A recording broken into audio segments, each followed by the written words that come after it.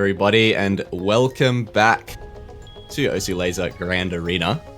We've got a cheeky little matchup here today with Australian versus a New Zealand player. Bit of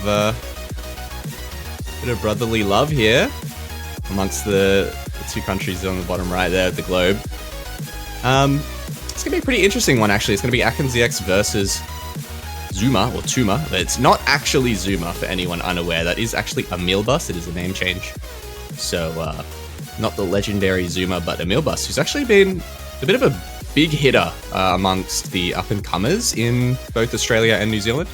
Been around for quite a long time though, but has recently, I feel like, been pushing skill cap pretty heavily and putting up some pretty good performances. I mean, as we saw from his match yesterday, doing pretty crazy well in that. And of course, I mean, AkensEX is no stranger to pretty much anyone, I think, in the scene now, who've kind of proven himself, marked his name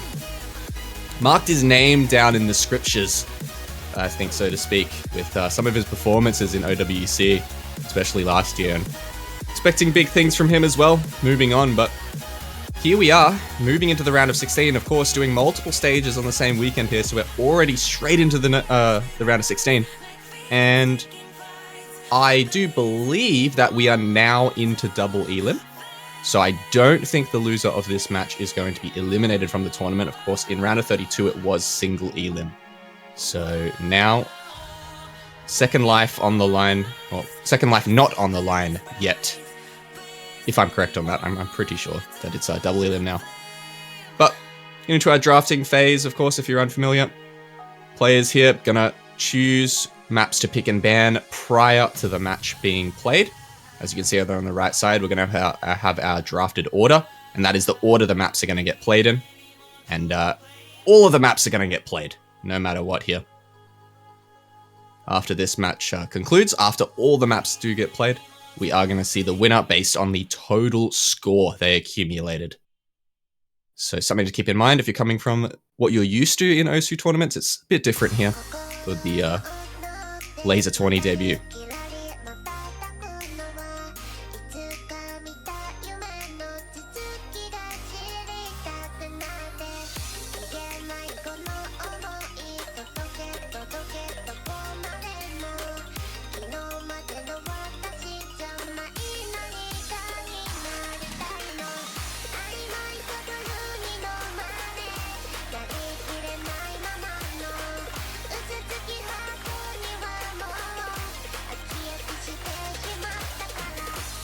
Double elim next week. Okay, excuse me. So I was incorrect on that. So double elim will be starting next week. So still in the single elim phase. Thank you, Codian.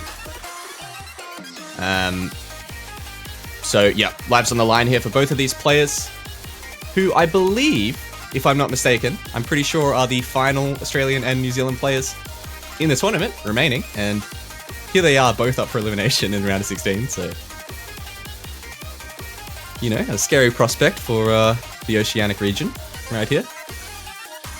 But picks and bans mostly out.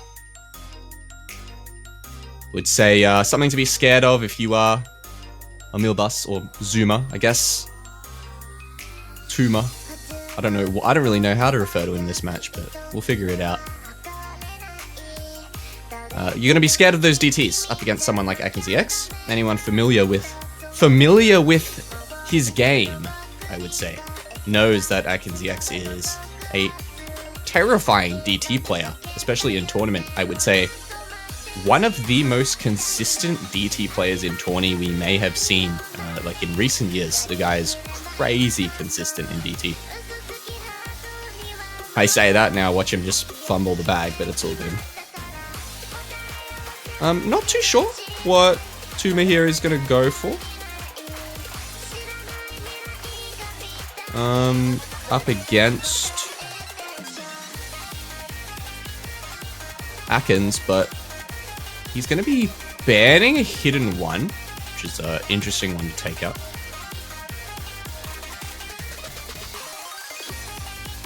Taking out one of those DTs, of course, does make sense. And opts to pick for a No Mod 3, which is going to be our techie map for this week, a mirror map. Kind of makes sense. and going in for that Hard Rock 2, which is CS 7.8, I believe. If I'm remembering that correctly. Yeah, it is. So, sticking with sticking with that tech map, a lot of cut doubles, cut patterns, accelerating patterns, and going in for that very, very precise Hard Rock 2, which also has some funny accelerating patterns in it as well. It's definitely not stock standard, and you would expect it would be conventional considering it's CS 7.8, but no, absolutely isn't. One of the most volatile maps in the pool, if I had to give you one. But gonna be getting to the end of the draft here, and Kaleidoscope's gonna be the final one to round things out. Which, it seems to be a bit of a trend actually so far. A lot of the matches yesterday, Kaleidoscope tending to be that fifth map that neither player picked nor banned, and just kind of getting filled in the slot. Here it is again. Which, I mean, if we're gonna go off of the picks and bans, should favor Emilbus here, considering he did pick tech and he did pick Hard Rock, and Kaleidoscope is a Hard Rock tech map, so that to consider. Just wouldn't count AkensEX out of pretty much any map, so we'll see. I'll be impressed to see if Emilbus can put up a good fight against someone like AkensEX right now, because I do definitely consider AkensEX as probably the favorite. And surely they wouldn't be in a VC talking while they play. That would be such an uncharacteristic thing for these two players to do. Absolutely not. But here we go. Going to be getting into the first map of the match. It's going to be that No Mod 3, this Tech Mir map. Delirium. Here we go.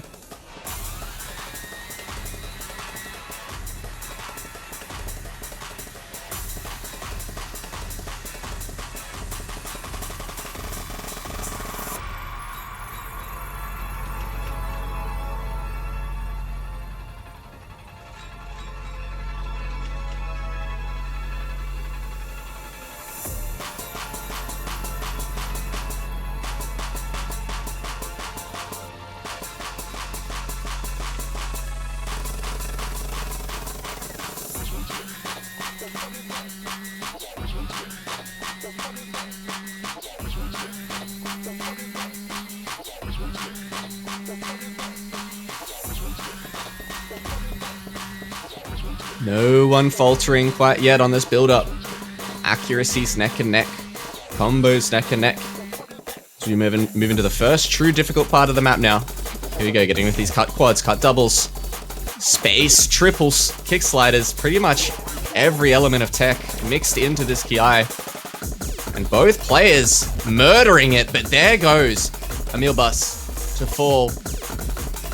Finds the first drop. AkensEX holding on for dear life through this Ki though.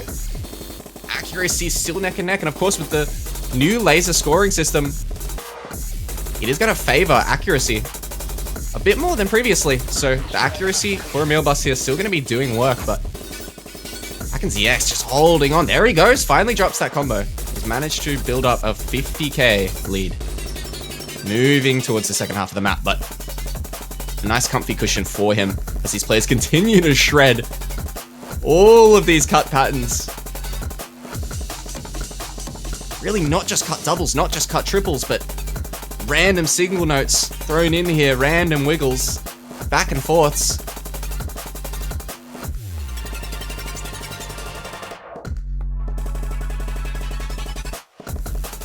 Really just the entire restaurant menu of tech. And Emilbus unable to find any headway into the map as AkensEX continues to just completely shred this.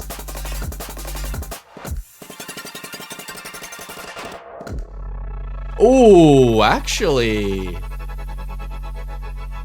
don't really know what happened there. Of course, it couldn't have been a note lock in Lazer, so looked like it was, but of course, Couldn't have been just perhaps an under aim on the accelerating part of that stream there.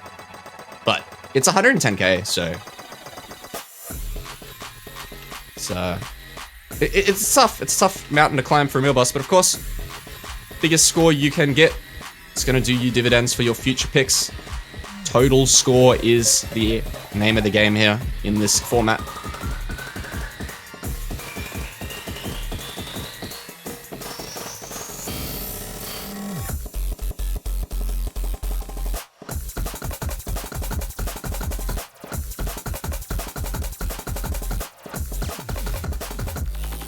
Final 30 seconds here. 1/3 kick sliders, no one getting caught up just yet. So much control required in a map like this. Both aim and finger control.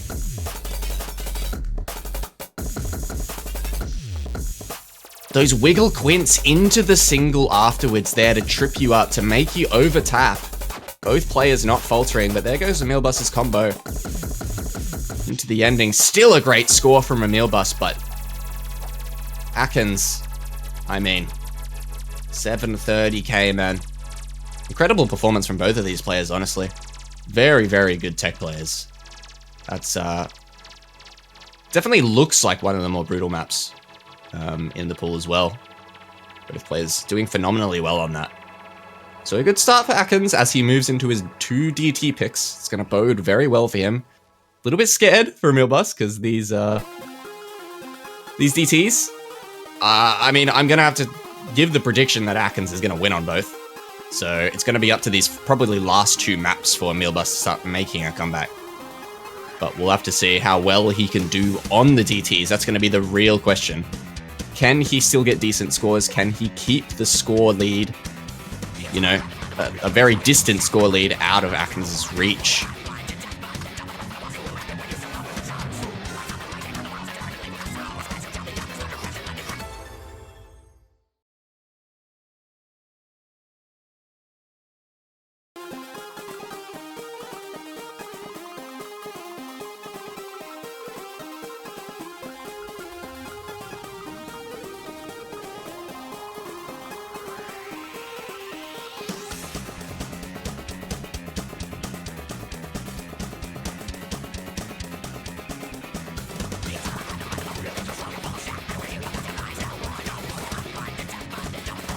DT3 here. 1.6 rate change, 262 BPM, AR 10.5. Something worth noting. Something I mentioned yesterday. It's not an approach rate we're used to seeing in early rounds of almost any tournament. You know, barring the absolute pinnacle of OSU tournament play. It's something we usually see in very late rounds in most tourneys. And not to mention, this map, although it's quite conventional, it does have some weird patterns that trip you up.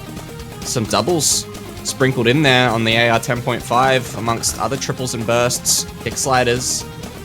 Definitely can trip you up, but for a player like Atkins, I don't think it's going to be any worry whatsoever. Emilboss, however, finding that combo drop earlier, but still keeping up here in terms of score, in terms of accuracy. So both players looking relatively comfortable on this, honestly.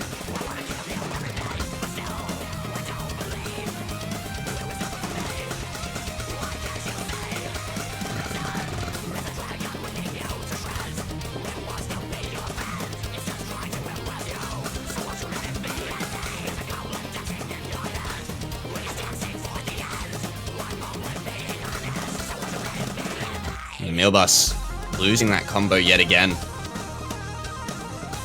Atkins, though, I mean, I said it before the match started.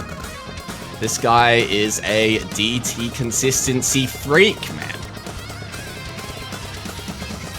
Did it for Australia and OWC and continues to do it in solo play.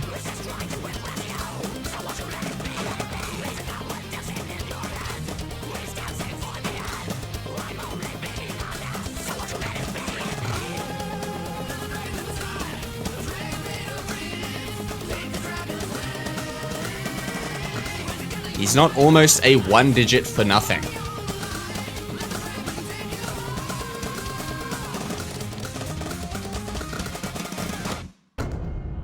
pulls home a gorgeous FC on that. But still to be said that Emilbus put up a magnificent score as well. 740k, keeping the score deficit within reach. But what do you do against an FC like that? Even though Emilbus is still doing a fantastic job at trying to get this close, AkensEX is still 400k in the lead.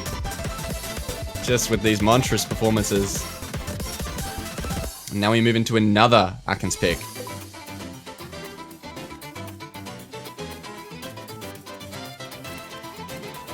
This is a Lazer scoring system, so it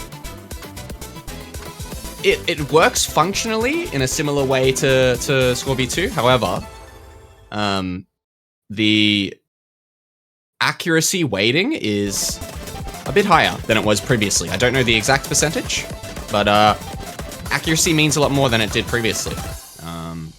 Combo, of course, still mattering a lot. It's just accuracy a bit more weighted than it was in Score V2.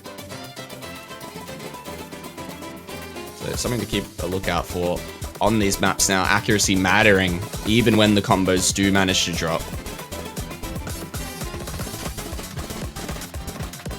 We are into this DT2, and this one is an onslaught of finger control and bursts. I think something both of these players will probably be able to handle.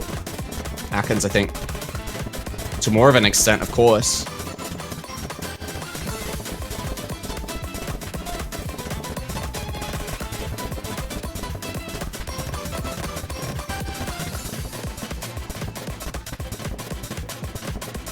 Combos both still intact as we only have a minute of this map remaining. Already over halfway through.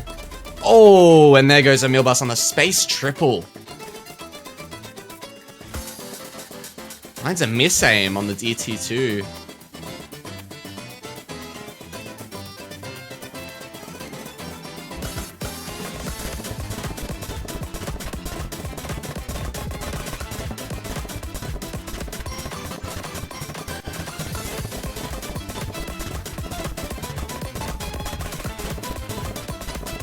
I mean, it's just a masterclass from Akens. Another masterclass. Dare I say Emilbus would have beaten most of the players in this tourney on both of those DTs, but no, Akens just FCs both of them with phenomenal accuracy. And now, as much as Emilbus has been managing to try and keep up with Akens' score lead, it's accumulated to almost a 700k lead now, 650, which is just really, really hard to pull back when you move into these hard rocks. But there's the chance now. Emilbus has got to win this next pick, and he's got to win it pretty convincingly. We're gonna have to see probably a 300 or 400k score lead here from Emilbus to start trying to make his way back, claw this score back.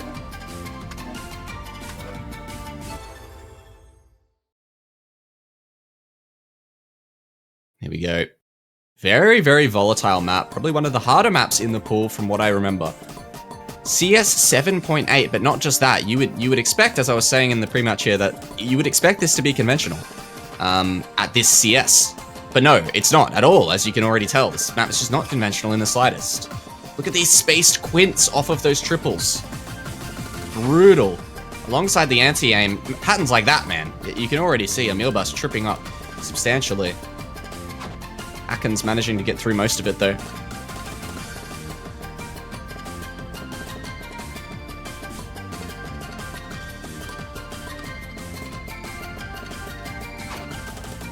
Ooh, slight under-aim on that space triple for Akens, but Emilbus there to trade, which is not what he needs.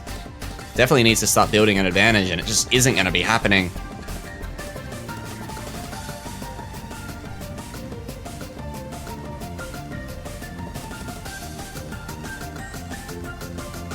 Yeah, these circles are straight up smaller than the cursor right now. And it's not even a normal conventional map either. Oh, Emilbus, miss aim on a double. Miss aim on a stack double there into a slider. Brutal pattern to miss on, but it really can happen when the circles are this small. You can miss on almost anything. Akens going to be feeling really good after seeing that score difference. knowing he has a 650k lead already solidified and seeing himself in the lead. He's going to eliminate really any forms of nerves, I think, moving forward in the rest of this match.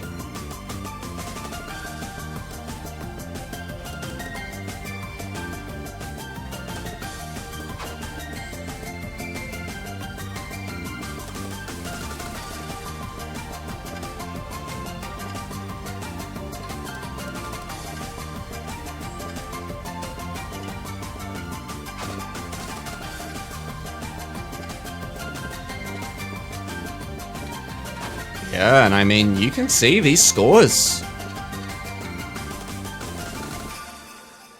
Even though neither player was really able to hold much of a combo during this map, look at those scores, man. On Score v2, this would have been considerably lower, but thanks to both of the players' pretty damn good accuracy, kept their scores fairly high. Nice solid 700k from Atkins, bit over 500k from Emilbus here. And, well, now it's an 800k lead. And pretty much, I think, at this point, is going to put winning out of the realm of possibility for Emilbus. I think we would need an absolute miracle on this final map. I'm talking Atkins 150k, Emilbus FC.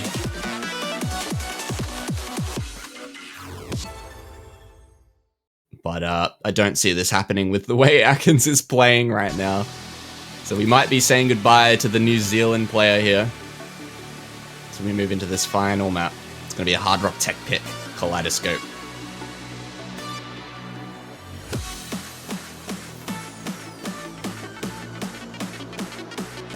Yeah, whole draft gets played prior to the match. So we get 2 picks from either player, alongside several bans, and then the final map gets floated. That doesn't get picked or banned. And that's the last map that gets played. And that's going to be this one.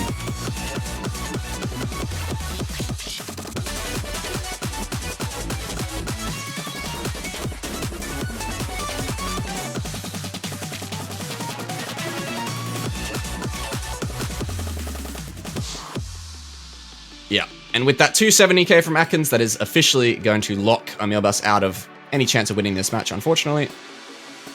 So there it is. That is going to be GG's, but still got the rest of this map to play out. There's a minute remaining.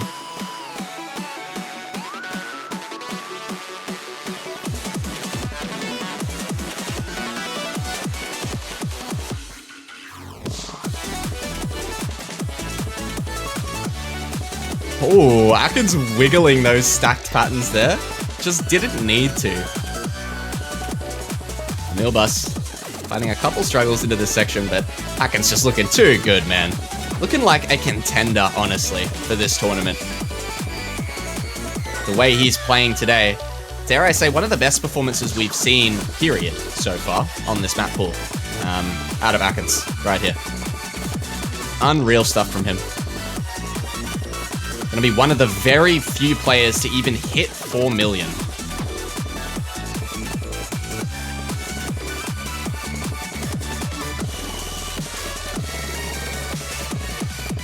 Emilbus actually running away with this one in the latter half, though. Getting a nice combo. Finally actually wins one of the maps, but it's all for naught.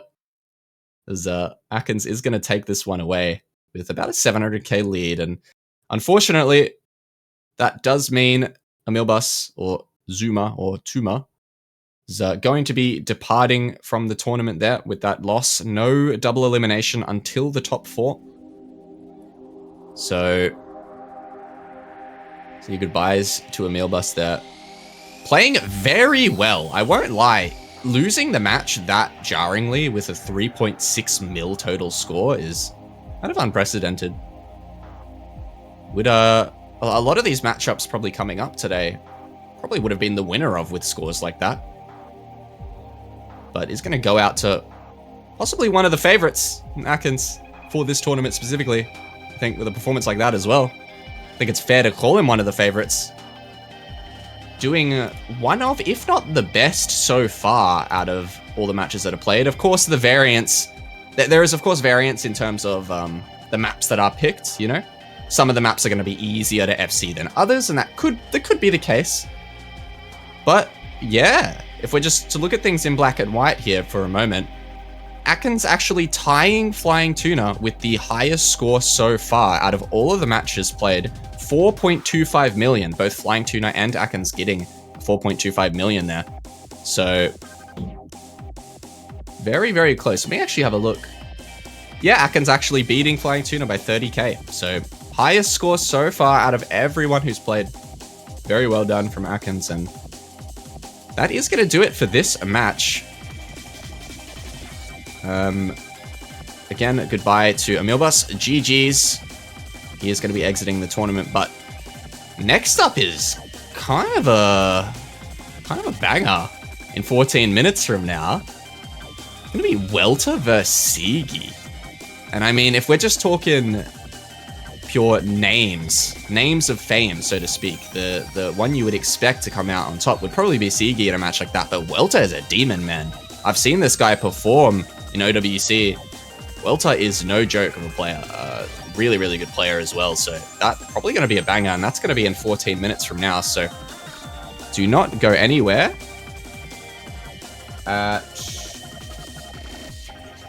Sorry, not 14. That's 34 minutes. I'm blind. The stream I'm viewing it was a little blurry. I couldn't quite see. So it's 34 minutes from now. Excuse me. So that's going to be at 11 UTC. So stick around for that one. I've been Mavs, and we'll see you guys in about half an hour. Take care.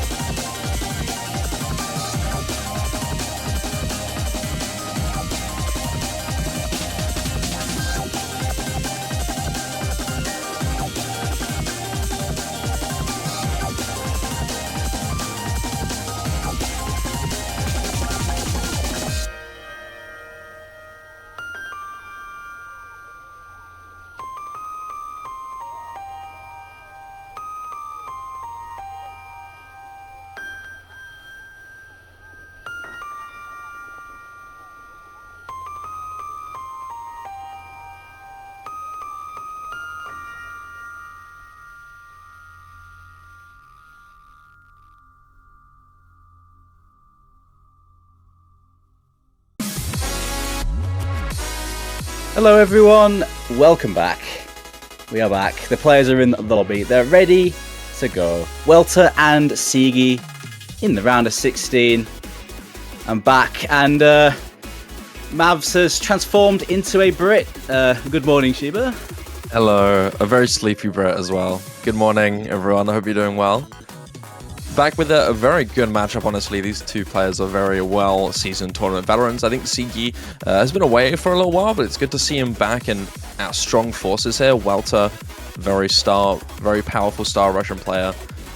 And I think these guys both have a few conflictions here. I think, from what I remember, Welter and Sigi are both quite balanced in their particular strengths. I think maybe Sigi is a bit more on the control and Welter a little bit more on hard rock, but outside of that, it's a pretty close deal. Yeah, this one should be really close. It's the scores from last round are like so close between these two, so I'm hoping for a really close one. And well, now that they've both had a chance to have a look at this pool, maybe they'll find some nicer scores too. The bands coming in pretty quick. The first two bands anyway. No Mod 1 banned by Sigi, and then the the AR9 banned by Welter. That makes sense, I think. Yeah, ban from Welter for Rogoku Strip. I think Welter generally is not a big fan of hidden, and Sigi's very capable of exploiting that. Both these guys are quite well-rounded, but they have their weaknesses, and if there's one weakness for Welter, it is going to be hidden. He is kind of known to, despite being quite well-rounded, being a hard rock maestro and not a hidden player. So Rogoku Strip is a big threat for him, and that's going to be taken off. Let's Course and Amanita are both still open. And I'm curious to see if Sigi wants to take advantage of one of those, considering that Welter is afraid of that hidden 2. But for Welter, for Sigi getting rid of the No Mod 1, I think makes sense. Welter's been very good on aim recently in this tournament. I believe he set a really good score on this No Mod 1 last time, which might be partly a reference from what I remember checking on the match stats. But just generally as well, Welter's really good on aim, so I don't blame him. Yeah, Keyhold was picked last time for Welter, so I don't blame him at all for getting this ban. Siggy using that previous information to his advantage. I think the map pool is like the early round. It's still hard enough that Welter's going to have the mechanics advantage, I think, either way. So get that aim out of here. Looks like the first pick is going to be the number 2 from Siggy, breaking out that Undead Corporation. And then the next pick's the Hard Rock and the DT. So it's a small circle-sized DT, and then the Double Time 2 from Welter. So yeah, seeing a similar theme with the maps being picked here. But Billy Bougie is going to be the last pick here for Siggy. Old style Double Time 1. that is a classic Billy Boogie. Oh, yes. It's a very, very old map. I don't think it was even used in tournaments. It was map in 2009, from what I remember. So, not even a tournament classic. It's like an ancient classic that tournaments weren't even formed at that point. Mate, it's an old map. It's prehistoric. Yeah. It's prehistoric, that is. It really is, yeah. Hard Rock 1 banned to get rid of that other Hard Rock pick, and then another DT pick banned out, so not giving the other player the opportunity to pick whatever's left. Fair play, fair play. That leaves Amanita and then Let's Quartz, so that's Streamy hidden in Amanita, and then the rhythm tech in Let's Quartz. So there's a lot of good picks for both actually in here. I think Siggy would be wise to either get rid of Amanita or Delirium, just because of the way Welter's more preferably of a comfortable style. Amanita, despite being hidden, has a very comfortable and relaxed style, and that in turn gives you a bit more flexibility even if you're not a hidden player. It's high approach rate, it's very normal circle size. It has a little bit of awkward aim here and there, but it's not dense nor extreme enough to be difficult. It's more based on its cut stream and flow aim, and usually is quite comfortable for those who are good on those cut stream mechanics, and Welter's very capable. So I think Siggy, despite knowing that he's a bit afraid of hidden, wants to not take that risk. Let's Quartz being reasonably left open, but Welter just not allowing it to stay. So it is going to be Delirium as the final pick here. And that's a map that's going to be a toss-up between both of these two. So that one is not really favoured to anyone. Maybe Siggy slightly because of the control, but Welter does eat up those sorts of maps.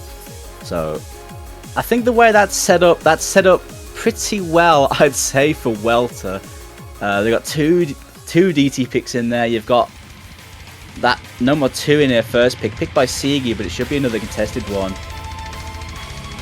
But that last map could be one that goes either way if it ends up close by then, which I wouldn't be surprised if it is. I mean, in all honesty, a lot of these maps share a similar theme outside of the Hard Rock 2. All three of Put a Cuss on Your Ozing's Bastard and Azim Star and Billy Boogie all have mechanics aspects hit with them, be it speed, mostly speed actually, quite a lot of tapping in all three of these maps. But Azim's Bazaar has a little bit more tech, Billy Boogie has a little bit more aim, and Put a Cuss on You has a little bit more stamina in there. Regardless, though, mechanics is a big factor on all three of those maps, so we're going to be seeing quite a bit of a clash in those. But Siggy seems to be more comfy on the stamina, which is why he's gone for that instant pick. Hard Rock 1, on top of that, like, you have the aim mechanics on there as well, but it isn't really, like, tapping heavy, but still has those mechanics because it's a very comfortable style. Its circle size is what makes it so difficult. So just about to kick things off. I mean, if Welter hasn't quite warmed up on the tapping, this could be a bit of a 200 IQ pick going straight into something like this. Let's see. It's single elimination at this stage, by the way, so one of these two are going out here. No safety net of a loser's bracket in the round of 16. Yeah, absolutely. Early stages in this tournament are, you know, a feast or famine for these players.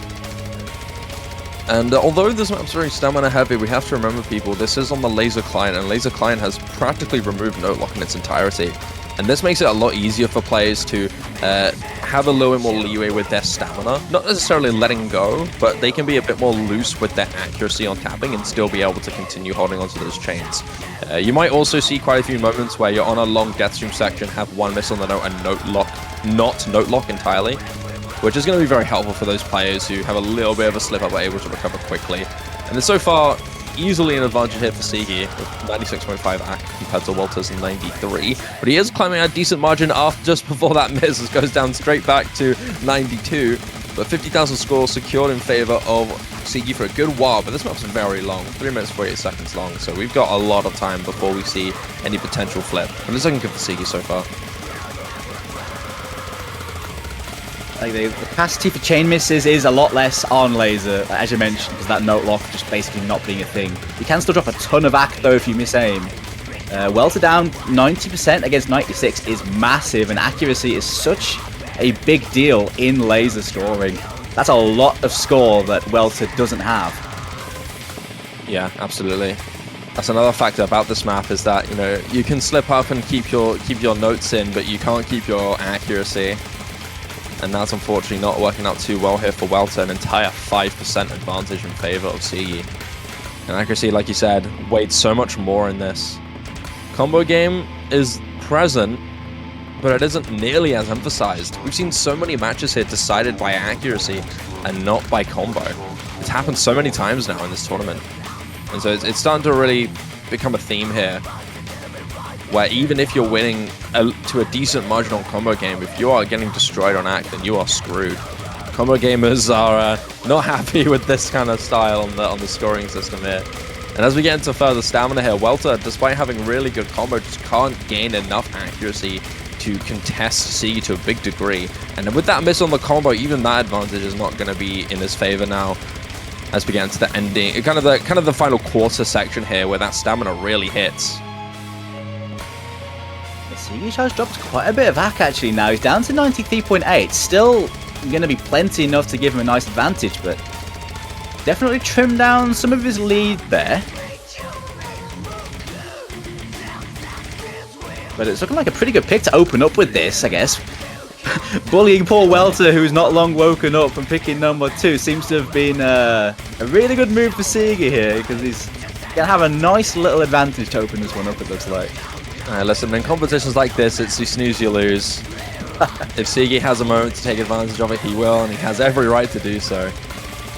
Fair play. I mean, you know what? If I could play streams as well as Welter, if I just woke up, man. Imagine. I mean, he's still hitting everything here.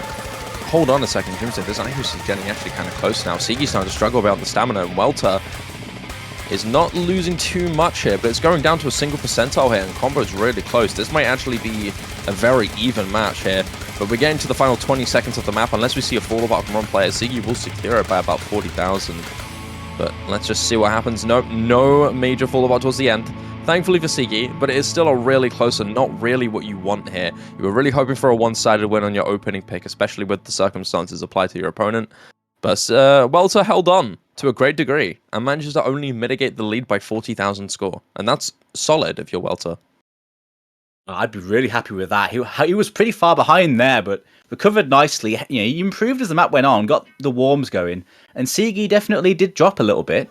He does take the lead, but that's not a lot. 40k is not that much going into Welter's next 2 picks. Oh no, the chat. Welter. Okay, now I'm warmed up, and Sigi's like, dude, it's so cold, I can't play. Oh, Welter's locked in. Sigi is locked out. What? Welter! Oh no. Salt in the wound, salt in the wound. Oh mate, that's diabolical. That's Sigi, man. This man's got more tournament experience than almost anyone else in this tournament, bar some of the really old names. He's a name, of course, I guess people on the the official OC World Cup won't recognise, because he is a Mongolian player. I don't think there's been a Mongolian player in any of the World Cups. I'm not sure. Please correct me if I'm wrong. But Mongolia is a really small region. Very, very small. Yeah, but he's a player that's been around the community tournament scene for many years. And he knows what he's doing. Guy's an OG, yeah. Unfortunately, the wisdom did not work too well in his favor on the first pick. Hopefully this time, maybe Segan can pull something a little bit more miraculous, as there's a little bit more control in this, a little bit faster reading. This is AR 10.3, and it is also CS 3.7, so really it's not really its aim that you're looking at. You're looking at the finger control, and you're looking at a few of those sporadic slider sections with the high velocity. Also, like I said, AR 10.3. A little bit faster on the reading, but also really short. Look at this entryway and the control here. Sigi still passing the test quite well, holding on to a good combo, just missing. But 2% accuracy in favor of Welter is slowly closing that lead in. And then once the combo starts to even out a little bit more, it's going to lean more in favor of Welter. As long as he can hit this whole section and not lead to a giant collapse, which can even out the combo here. It's nearly a whole 3 percentile in favor of Welter. And there's the score flip now. Hits it all. Beautiful. Clean. Sigi hit quite a bit of that as well, though. He's not too far behind. But, yeah. The early flourish doing a lot of work for Welter here. His score lead's gaining. Only about 40k, though, so the most you can do at the moment is equalize if Sigi can hold on. Yeah, getting a little bit more on that control. These sliders are very volatile, and Lazer, that load lock compensation is there with the sliders here. You have to follow them a little bit more closely, you have to be a little more accurate with them. You can be punished a lot more for ignoring these, and that's why it's in this tournament, to be honest with you. Like, it makes it that just more difficult. But thankfully for Welter, he's actually evened out the playing field entirely. 45,000 score in his favor, making it merely a just under 5,000 score difference. Just under. That's like nothing. That's absolutely nothing after the first two maps. Oh, starters we mean to go on, Schubert. That's two good scores, actually. Two nice runs. Both of those players comboing a ton of that ending, holding a lot of AC as well. I think just a little bit early on for Sigi was dropped. But apart from that, like nothing in it on the comfort on that high ARDT. Here comes the precision, though, next. Very different thing here.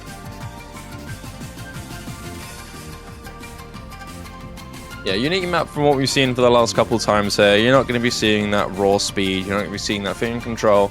This is a precision aim map with a couple awkward moments with its bursts and a couple angles here and there, but generally very comfortable. What makes this map difficult is its CS, circle size 7.8. Very high level precision for being this early in the tournament. It's sharp, Doomsday. But I guess it compensates for its style. Yeah, simple patterning, made up for by the fact that it's just extreme precision. We're seeing more like circle size of this sort of level of precision in tournaments, but it's still a little bit of a niche skill set for many. There aren't many people that find this like sort of thing that comfy, even on simple patterning. Two players who know what they're doing around Hard Rock should be decent at this. Sigi doesn't seem very confident in chat, but he'll be fine. Yeah, I think it's more a matter of how potent Welter is on Hard Rock and precision. He's always been well known, especially in team tournaments, to be a very formidable free modern Hard Rock player. Able to play practically anything if it has Hard Rock applied to it. But past a little intro section so far. Again, we're very early, only about 20 seconds in. But it seems like Sigi's actually holding on to an early advantage here, only about 1% and only evened out in combo.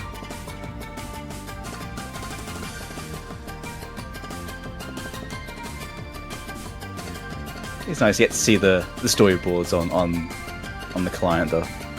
Oh, that's true, yes. I just noticed that, actually. Yeah, you have the little Sakura bits in there as well. I didn't notice. Oh, that's cute. When we're getting louder machine pulled, then, lads. When are we getting that pull? I see two Exile storyboards. Live benchmark right here. Looking at the score so far, Welter's managing to secure a good advantage with accuracy, only about a percentage in his favor though. Combo leaning in his favor as well. A lot of misses here from quite a lot of players, not holding on to anything substantial. But you're noticing that these bursts into the jumps and the burst jumps generally are really what's tripping everybody up here. It's just difficult mechanics applied with the circle size. This is Osu for ants.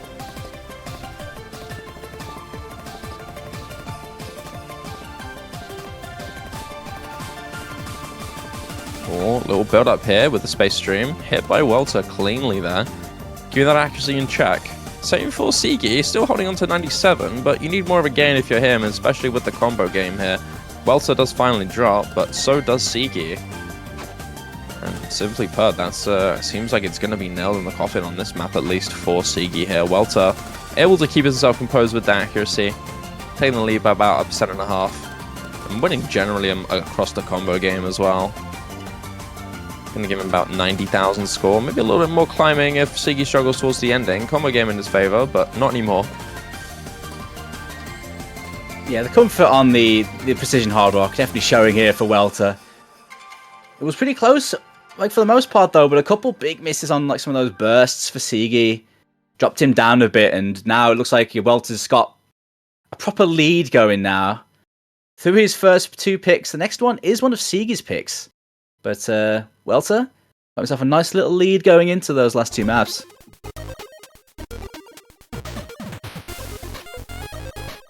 That's a good point, actually, Dodo. Yeah, well execute me. That'd shout. Nothing like benchmarking the streaming PC with 2 heavy storyboards. That would work too. Probably a better one for it, actually. The ending just goes crazy. Anyway, yeah, it's Billy Bougie now. I think this is the first time I've seen this map being played, and it's a really unique take on a double time 1. It's not your traditional DT1, it's not comfortable aim, it's not... I'm pretty sure it's still high approach rate, but it is not a DT1 that you usually play, right? It's very different. It is double time applied with 1.5 times, so no unique shift in that one. Only the DT3 will have a different shift in there, which has been banned, so that won't be there. But it's AR 9.7. So it's actually lower AR than usual. It is not 10.3, it is not 10.5, it's AR 9.7. 255 BPM, CS5. Such a unique map, man. Very old style, like you said as well. Yeah, so this map is definitely not your average double time 1. It's very old school, very linear. Yes. Yeah. I mean, a lot of people, you and I will be saying old style a lot, but if we wanted to equate old style to what it really is, it's more linear grid snap with much shorter jump lengths. Usually you'll see a lot more linear aim, a lot more of this flow aim here with the linear sections, but generally that's the start you're looking at. It's grid snap. It's a little bit awkward control, it's a bit awkward aim. And that's really what was very common back in the day, in 2009. And with double time applied, I can imagine that the mapper at the time did not think that this would be played with double time in the tournament. And with how difficult it is, like you got a lot of this awkward linear aim control alongside the rhythmic tapping there. Like the burst into the chain of notes here. These back and forths are also really difficult. So far, both players are having a bit of a struggle here, but accuracy is really close. Same with combo. Actually, no, not anymore. Not with combo. Sigi's actually holding those 300 combo. My bad. Eye's not working very well. The first big peak in the jump section there. Aim at his max in this particular bit. And Welter, unfortunately, is not having a good time here. Dropping quite a bit of AC as well. Sigi dropping a little bit, but still keeping himself composed. Able to take the lead by about 50,000. And as we get into that long linear section, Welter really has to build something here. We're only about halfway through. Yeah, that section just there with those like back and forth jumps is probably the hardest part of this entire map, and Sigi hit all of that. That's big, because that's a score lead he needed to find from somewhere. He doesn't have the combo to like really run away with it on that multiplier, but the double's coming in here. We'll see who can hold the arc. Yeah, this part here has a lot of potential to drop your accuracy to a significant degree, tapping to emphasize a lot more towards this final minute of the map. And so far for Sigi, he's still passing the test here, but Welter is not far. He's starting to climb a little bit now. And if anything that Welter wants right now, he wants to try and mitigate the score as much as possible. He's got the lead in his favor. But if this goes a little bit out of control, Sigi might be able to take it from out of his hands and lead to a very dangerous and exciting, to be frank, final map. Look at these actually. Welter is comboing right now. He's got 400 combo and his AC is pretty much equalized things. Score's going to be dead even actually by the end of this, so it is still going to be advantage Welter, it looks like, going into that last map. those burst control sections very specifically there were exactly what tripped up Sigi. And it will end up actually being Welter to win the game by about 20,000. No, not 20,000, like 5,000, something like that. It's Ridiculously like 5K. close numbers. Yeah, 5K. Yeah. Ridiculously close numbers. The difference here is now by about 12,000, something like that. 12,000 score difference. Wait, no. Wait. No, it's a lot more, actually. It's about 120k in it, Math is but hard. that's Math is hard. that's doable. That's Still there. doable. It's still there, yeah. It's still coming there. It is. It's going to come down to the last map for sure. Delirium, and this is such a contested map between these two, you know. Nothing is decided yet. So, with it being single elim, it all just comes down to this one. Sigi definitely needs to high roll on this. But Welter needs to, like, keep himself together on this control. Because 120k is not a big advantage if he struggles on these control patterns all the way through this one. And this is not a friendly tech map at all. I can tell you one thing, it might not be friendly, but it definitely isn't a boring map. Quite fun, very cool, math by Mir. And I remember Lazer mentioning this earlier, so I'm just going to re-emphasize what he said. I think this was a map that he was really happy to see pulled in this tournament because it really exemplifies the differences with the Lazer client.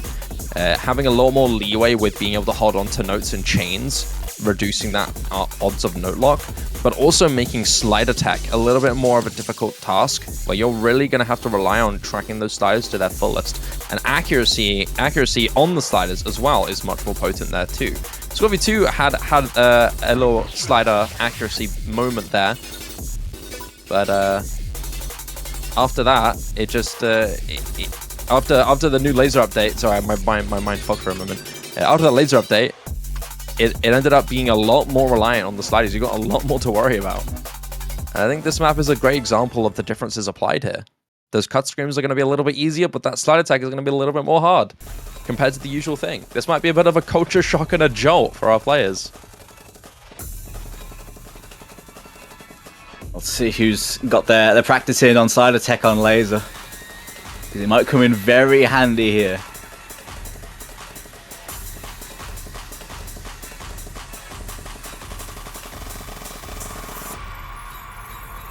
Say Sigi needs to get, what, 124k in advantage to win this game. Welter just needs to hold him off. And he'll be through to the quarterfinals of LGA. Yeah, it's do or die for both of these players here. 120,000 score established here in favor of Welter. Sigi has to pull some massive work here. It has to be now. Both players fully aiming those sliders in their bounds. Sigi just barely missing on a slider break there. Barely missing on a slider break. But as we get into this little build up here, it's time to start this off with a little bit more of that aim control here with these cut sections here. You've got a good mix of those single note doubles into the control, and then you also have the slider burst just like there as well. And so far so good for both players, but it is Sigi holding onto an advantage. Fantastic accuracy and still holding onto the full combo. Welter, despite not doing as well, is not struggling too much here. This ACK is still solid. It's broke a few times. There goes the FC for Sigi. He's got 40k. He's got 2% of ACK. So he's still in a really good spot here. I mean, those specific back and forth jumps there really tripped up Sigi there, ending up being the reason for why his combo went down. The combo game is now very even, and so is that accuracy. You can see it starting to close in now in favor of Welter. And this is great. You don't even have to really overperform. You just have to make sure he doesn't get over 120,000 score difference. And if you're comfortable on this map to any kind of degree, this is great for Welter. A lot of pressure relieved off you, and all you gotta do is just not extremely throw, you know? That's all you need. Just don't throw. Just don't throw. Literally don't throw. All you gotta do is just do it, like, have your neutral game there. And that's all you need. You don't even have to pop off too much. You don't even have to win. At the moment, looks like Welter's doing just enough here. The accuracies are actually bang on even. Bit more combo for Sigi, giving him that nice little lead, but he needs more than that. on this to break. Yeah, Welter's you're gonna see in a now. fabulous spot. He's in a fabulous spot, man. Combo, dead even. Accuracy, dead even. This is exactly what you want for Welter. You've only got 1 minute left to go, and it seems like it's getting more and more dire for the Mongolian star here.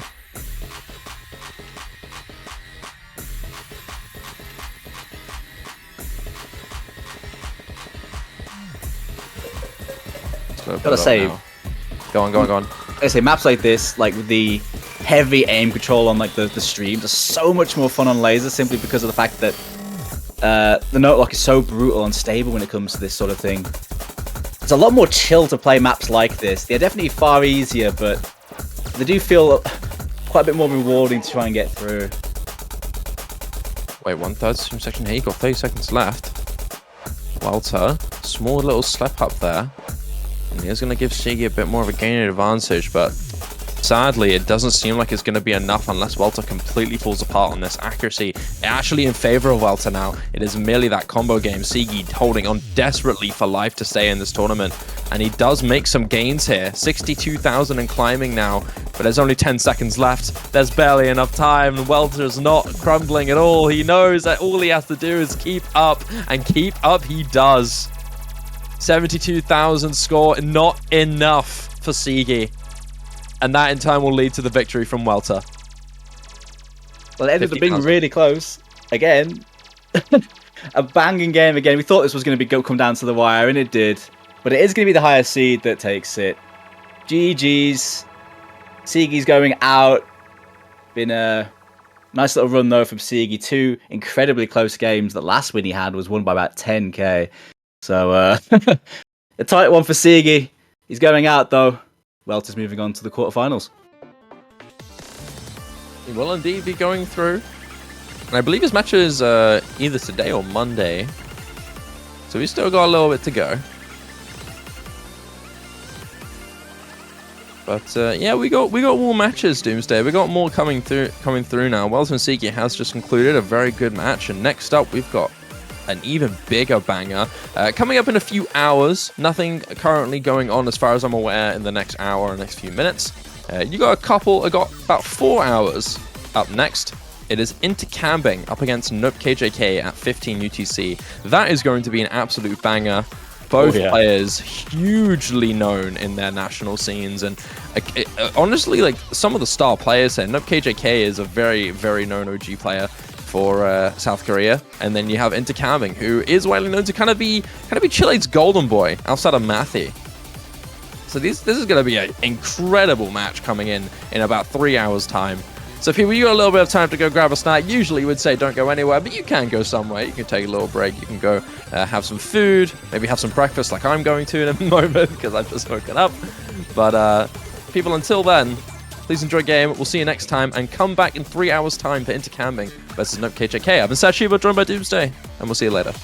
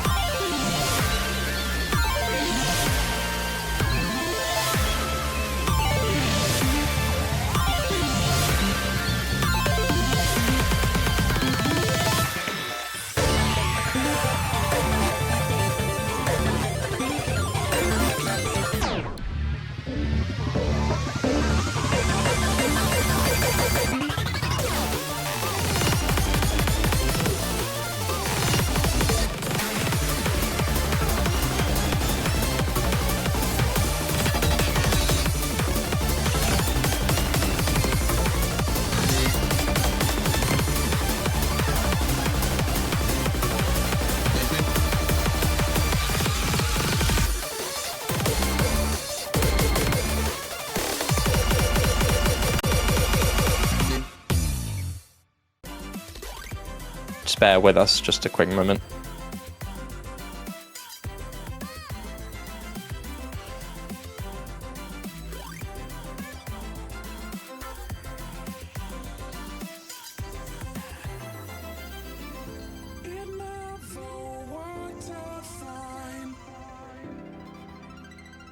I watched it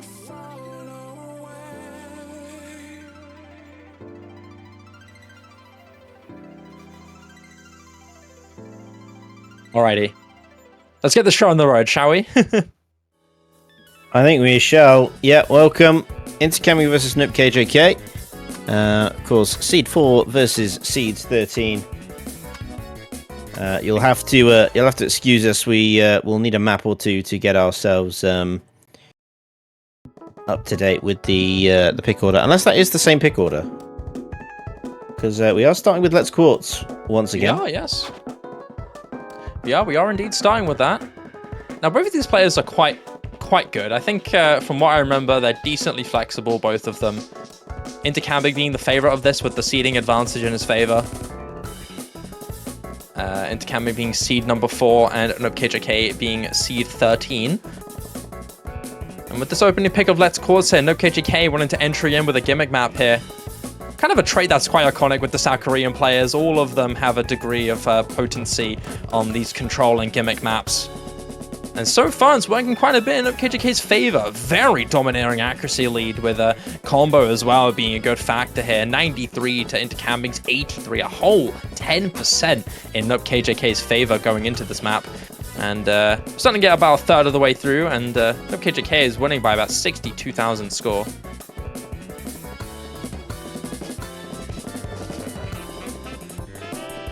Yep, Nope KJK in a strong position.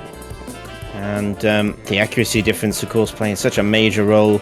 We saw that Intercamming did have quite a lot more combo at one stage after Nope KJK's break, but it didn't make a difference because accuracy, as long as you continue to drop it, you can't gain any score off it compared to your opponent. It's so much of an accuracy game now that I don't think a lot of tournament players are used to that kind of format being accuracy based.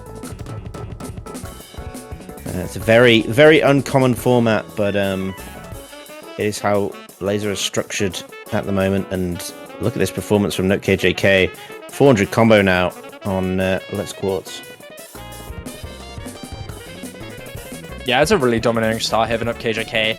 I don't really blame him. I think Intercamming, despite being very flexible, if there's one type of map that Intercamming's not as well favored on, it's a map like this. No mod 6-ish, like kind of gimmick style here. Not your traditional no mod 4 slot. This is your raw control gimmick with AR8 with a lot of density and a lot of really uncomfortable overlapping and general awkward patterns here with a lot of thing control applied there as well, rhythmic as well. Just not a map that Intercamming's really a fan of, which is fair. Intercamming quite well known for more being a mechanics player, very, very deadly on hard rock and double time, and more of the mechanics heavy no mod maps like the no mod 2 and the no mod 1. So this being a good entry pick here for Nope KJK, you want to build something significant here so that you can try and shoehorn your way onto those harder maps to try and suppress as much score as possible in order to keep this advantage in your opening pick as present as possible as well. Solid start here from Nope KJK on this map. As we get into the last final seconds of the map here, 150,000 score is going to be the opening lead here for Nope KJK. Yeah, it's a very nice score margin for him. He's really, really done well for that one. And hopefully he'll be able to come out of the next two maps only slightly behind, because it is expected that the player with the double picks, you'd hope, would end up ahead after the second and third map. Not always the case, but does massively play in your favor. But just to go over the pick and ban order, first ban that came out for Intercamming was Kaleidoscope. You had No Mod 2, which came out for Nope KJK's first ban. And then, of course, the pick order, as you see before you, is correct. It's just very similar to the last match. Let's Quartz, Biddy Boogie, Keelhold, and Regoku Strip. And then, of course, the other 4 bans that came in left Delirium as the final map. So back to Biddy Boogie we go. Yeah, once again, back to this good old map. The first opening picks being almost exactly the same. Yeah, very polar opposites, aren't they?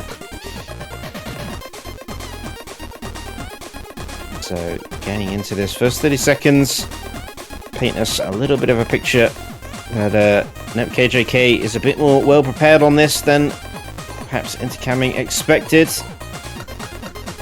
As he holds the lead. Couple of misses coming in. Like I said in the last match, this map has this potential volatility, especially with the bursts, the doubles, the triples. A lot of the finger control sections really do catch players out and can cause a situation like this.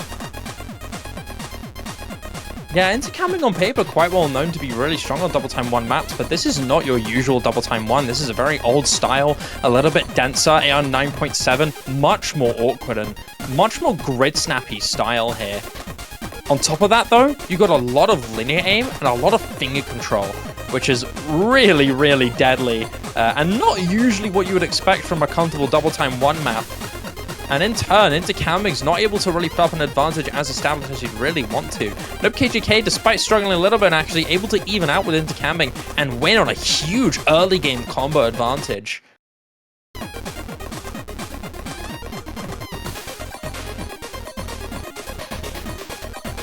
Yeah, but the score is starting to go in favor of Intercamming. No big jump, massive accuracy boost for Nope KJK, who is sticking to Intercamming like glue, not allowing him to go anywhere. Minute 15 remaining of this map. We've still got quite a few bursty sections, potential accuracy drop situations for the wrong player. Intercamming going to want to try and take advantage of that. Needs to be ahead within this last 50 seconds of the map. Yeah, but this combo game and accuracy game is really not leaning too much in favor of Intercamming. That miss just afterwards as well, going to mitigate that combo lead that he got. And despite winning on accuracy by about a single percentile here, no KJK has just had his number on this. Able to hold himself to his standard and just keep on holding. And keep that advantage again in his favor. Not even a win from Intercamming on this map. It will be once again another loss. No mitigation here. And that's really, really tough for Intercamming. He's going to have to be really dominating on the next couple picks. I believe with the client freezing, it wasn't KJK to win. We're just waiting for our score to update. Yeah, I think that's it above. So, Noob KJK going into the third map. Got a solid 180k in his favor. Actually, it's probably 170, but it doesn't really matter. It's still quite far ahead of Intercamming. And Keelhaul, a bit of a risky map. If you can perform very, very well on it, you can make a massive score difference comparatively to your opponent, but especially the top players, they all are very, very well balanced on their, no mod aim maps. So accuracy tends to be very, very high for something like this. So you're not talking a lot of advantage in the accuracy department. It relies so much on being a combo game to pull you ahead, but so far so good. Bit of an early struggle on accuracy for Nope KJK here, as Intercamming sets the pace.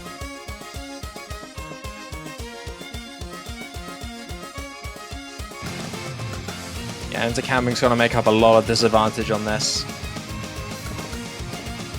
These guys are both decently well matched on raw aim mechanics here. This one is a little bit unique, but not really that different. It's just got a little bit of a different angles and a little bit of a different slider style. You're going to be seeing a few moments where these sliders become almost cross-screen, and with the slider accuracy differences here, these guys are going to have to follow it properly and accurately.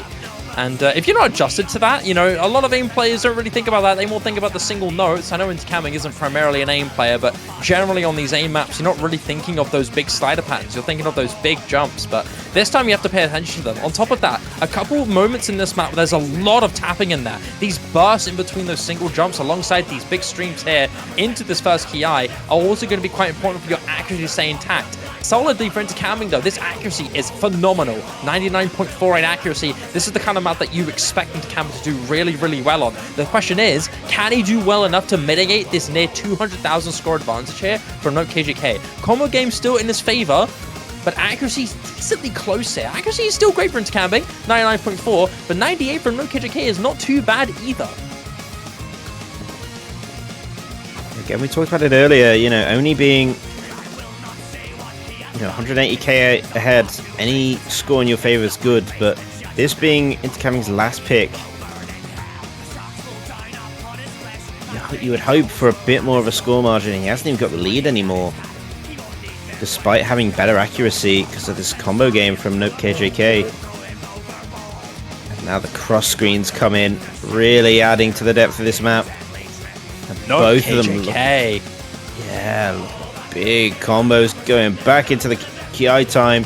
Both of them hold through those cross jumps, but it's intercamming to trip up first. Oh man, NoKJK, man, on a tear, holding onto this ginormous combo lead here.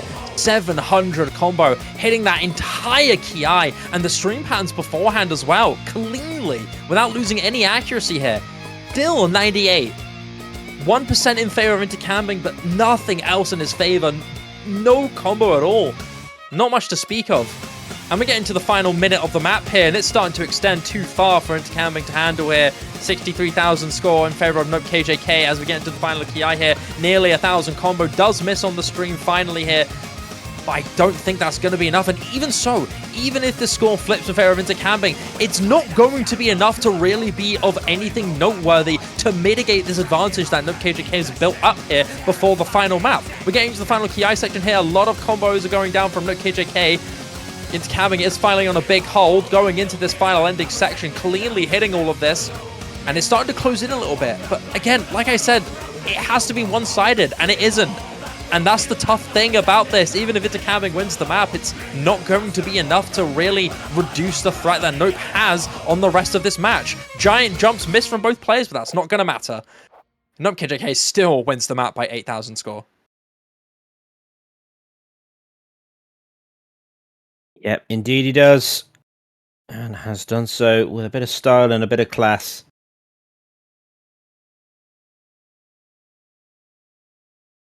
As we look towards what we've got left, which is a Rengoku strip. KJK still leading, has this map in hand to try and gain some more score. Intercamming might be in trouble on this one. Yeah, and although we've seen a few moments in previous tournament moments with intercamming doing decently well on this hidden gimmick, this is a unique beast, to say the least. It's very dense, it's very aim control heavy, and it's very much in your face. This is a CS2 AR9 hidden map. Extreme low CS, high BPM density with loads of raw aim and loads of aim control just applied on top. This is also 4 minutes. You have to handle this for 4 minutes long. And that's where that gimmick comfort from KJK is going to be so valuable into the late ends of the map. So I'm worried about intercamming on this. I feel like he can do something, but I don't know if he's going to be able to replicate some other performances that we've seen him do over the years. This guy's a veteran player. He's been playing for so many years, like NoKJK, and we've seen moments of brilliance of him on these hidden maps, but is it going to be able to compare to the consistent, long, widely known strength of NoKJK?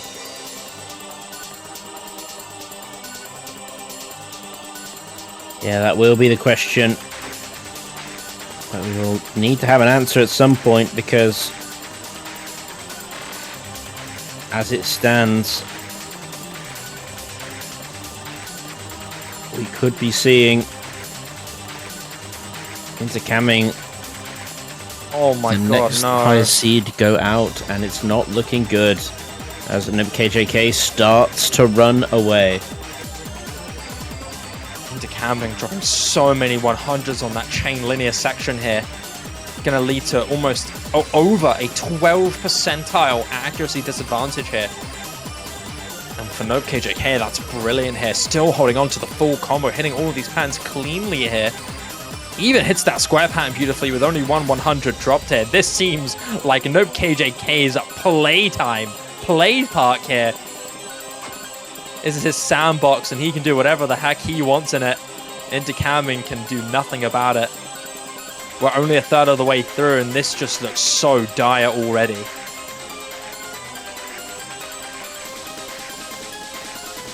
Yeah, it really does. And as long as he can carry on with this consistency, he'll put it out of reach for both maps. Another miss coming in for intercamming. They're not what you want to see at all. My lord, Nope, what are you doing, man? This is crazy. Hitting all of these really awkward and scary sections. He really is just making this his park. He finally misses on arguably an easier section of the map, which is just insane. 500,000 score, 251,000 score in his favor, on top of that 250 score that we've seen established. This just looks nearly insurmountable, man. Camming has no combo to speak of, no accuracy to speak of. Throughout all of these insanely difficult patterns that take a toll on your stamina generally, not even like your tapping stamina, just throughout your mental, your reading, your aim, takes a toll on everything. Even then, KJK still holds on to 98% accuracy.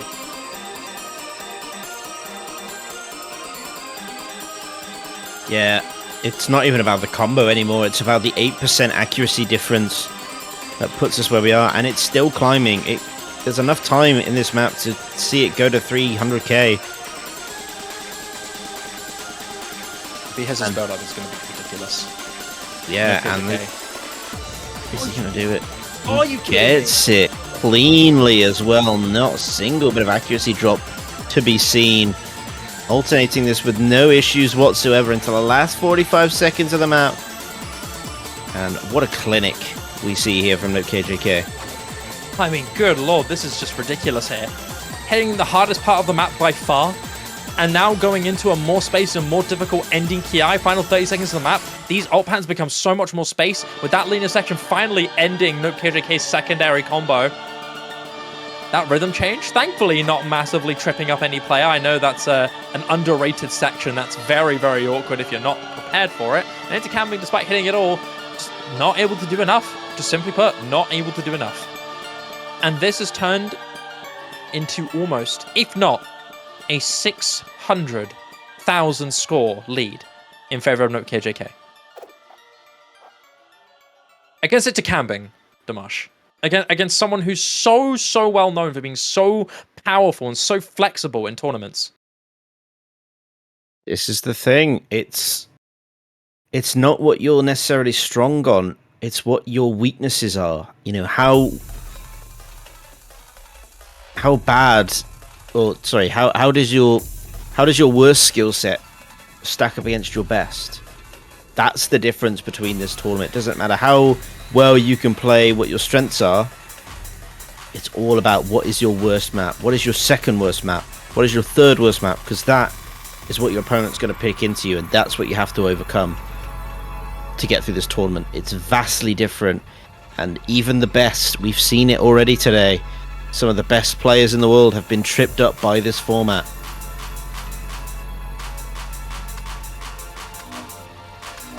Indeed. And it's Delirium up next. A map, once again, that we expect to be quite well in favor of KJK. But I would not count intercamming out on this. I feel like this is, of all the control maps in this pool, a map that I think intercamming is potent on. Capable. You know, with that Kaleidoscope ban being quite similar of style, KJK is clearly afraid of slight potency from intercamming. Yeah, sure, there's no hard rock applied, which is not a good thing if you're intercamming, but still capable. Clear to say that this specific skill set is not something you can count intercamming out on. But you have to do you have to have one of the most one-sided, absurd performances of your entire career, and it is not looking like it right now. KJK, again, very comfy on a map like this. 98% accuracy, evening out the combo game, winning on accuracy by a solid 2.5%.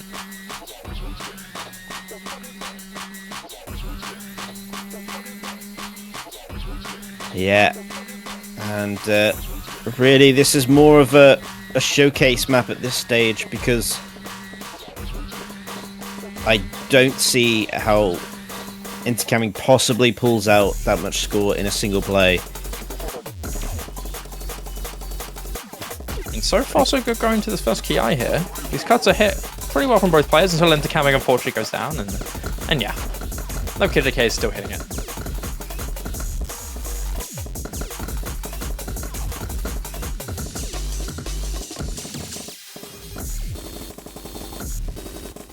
Yeah, I mean, what are you gonna do when something like this happens?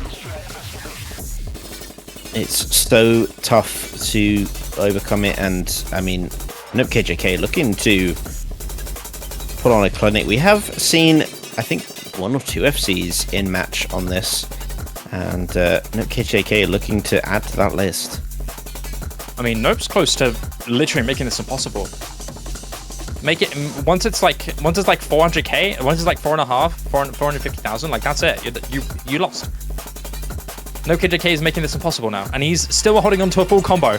It's not even like he's just clawing on. He is destroying this map, and that's it. Like this is impossible for Intercamming to build. It's physically impossible for Intercamming to win this now. I mean, yeah. What else can you say?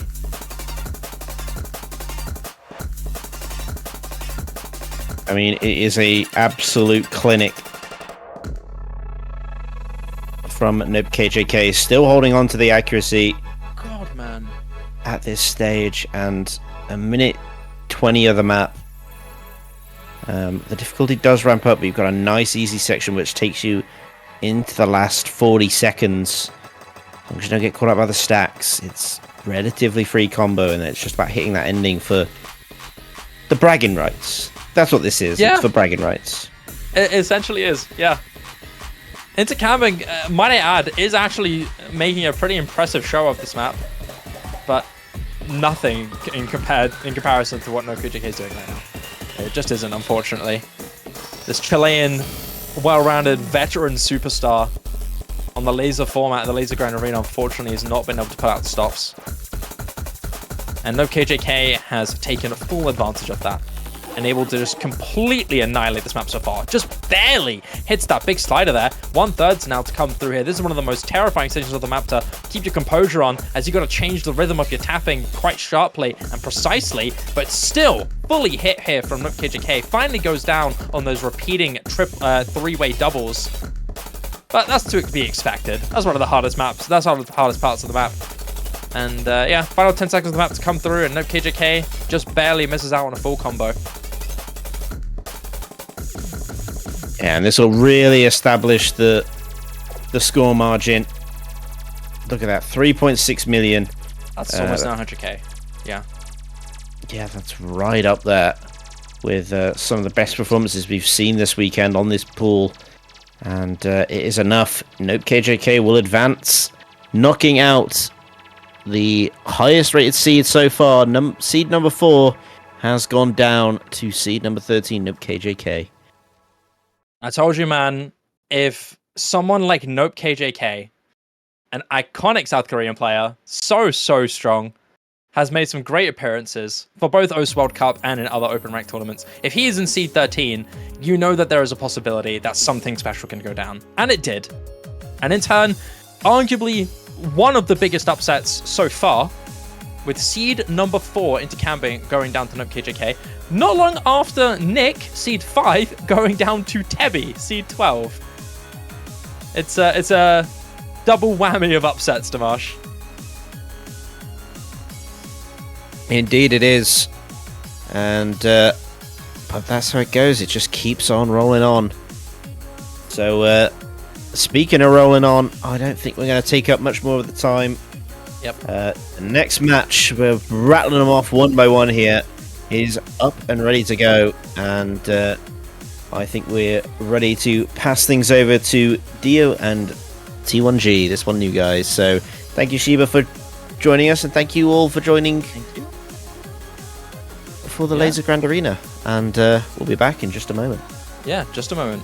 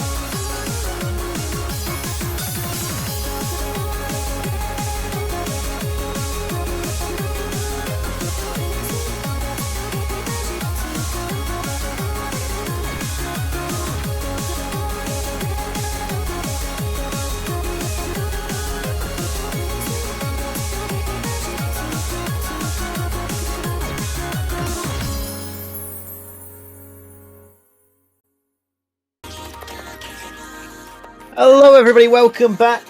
We are now hitting the round of 16 for the Lazer Grand Arena. We're going to not take up too much time going into this because it is a bit of a late start, but we are there. We have Nick 1324 versus Tebby. My name is Damaj. Joining me, of course, for this is the one and only Sad Shiba. How are you doing, my dude? Hello, I'm doing good. I'm suffering from a little bit of whiplash because we were confused about whether this match was even going to go up. But thankfully, for our viewers and for us, Dammy, we can actually cast a match, which is great. Nick, 1324 and Tebby. I think both these guys are really, really strong players. I know that Nick is quite high in seed here, seed 5 compared to Tebby seed 12. But they're still quite high caliber players. You've got players like NopeKJK lurking around the top 12, top 15 rounds of the qualifiers, and when NopeKJK is in there, that means you've got some potential to do some really good stuff in that seeding anyway. So yeah, both these guys pretty good. I think Nick 1324 is a little bit more well-rounded, generally quite flexible amongst everything. Only real weakness seeming to be around the non-reading hidden side, from what I can see. I believe the was qualifying map pool hidden to yeah, around there. That's seemingly the only major weakness I see around this qualifier. Is generally quite flexible. Tebby around the same.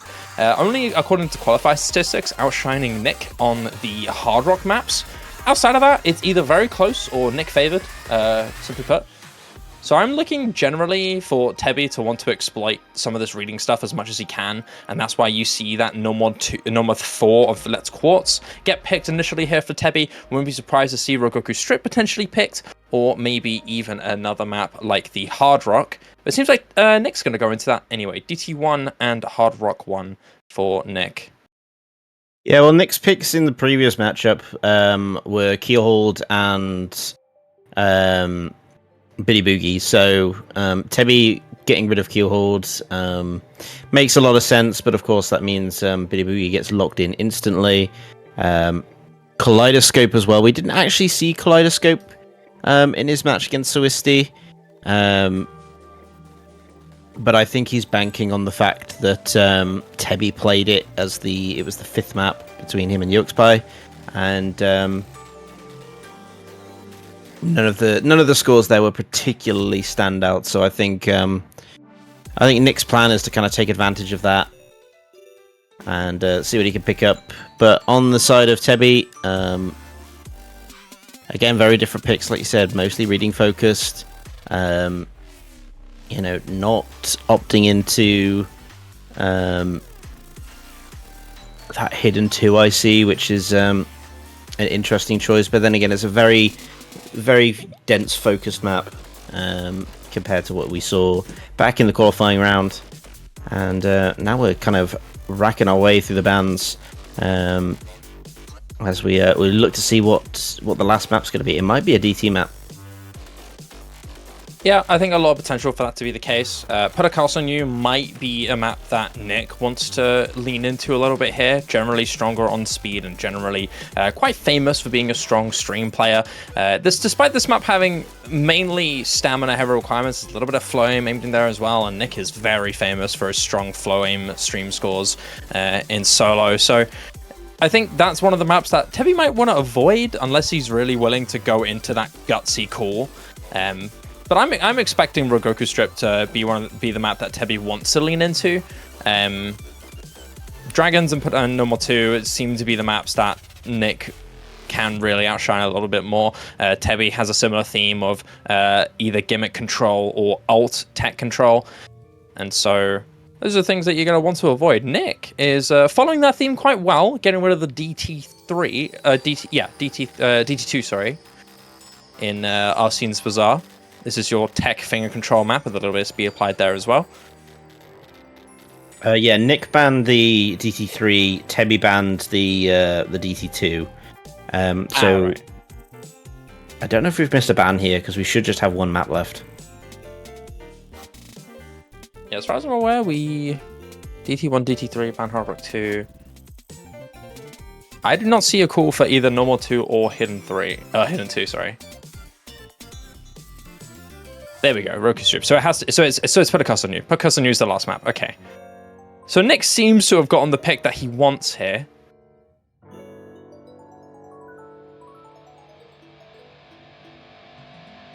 Yeah, so yeah, it's going to be no mod 2. Or Trosk.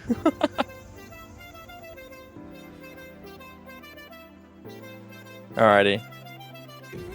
So there we go. Those do seem to be the final picks, all locked in and secured.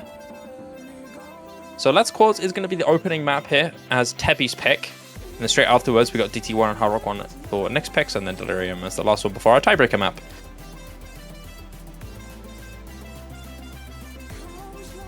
And this is the first time in a good while, I think, we've seen Let's Quartz. This is a map that's very strict on its skill sets and quite polarizing. Not many players are comfortable in something like this.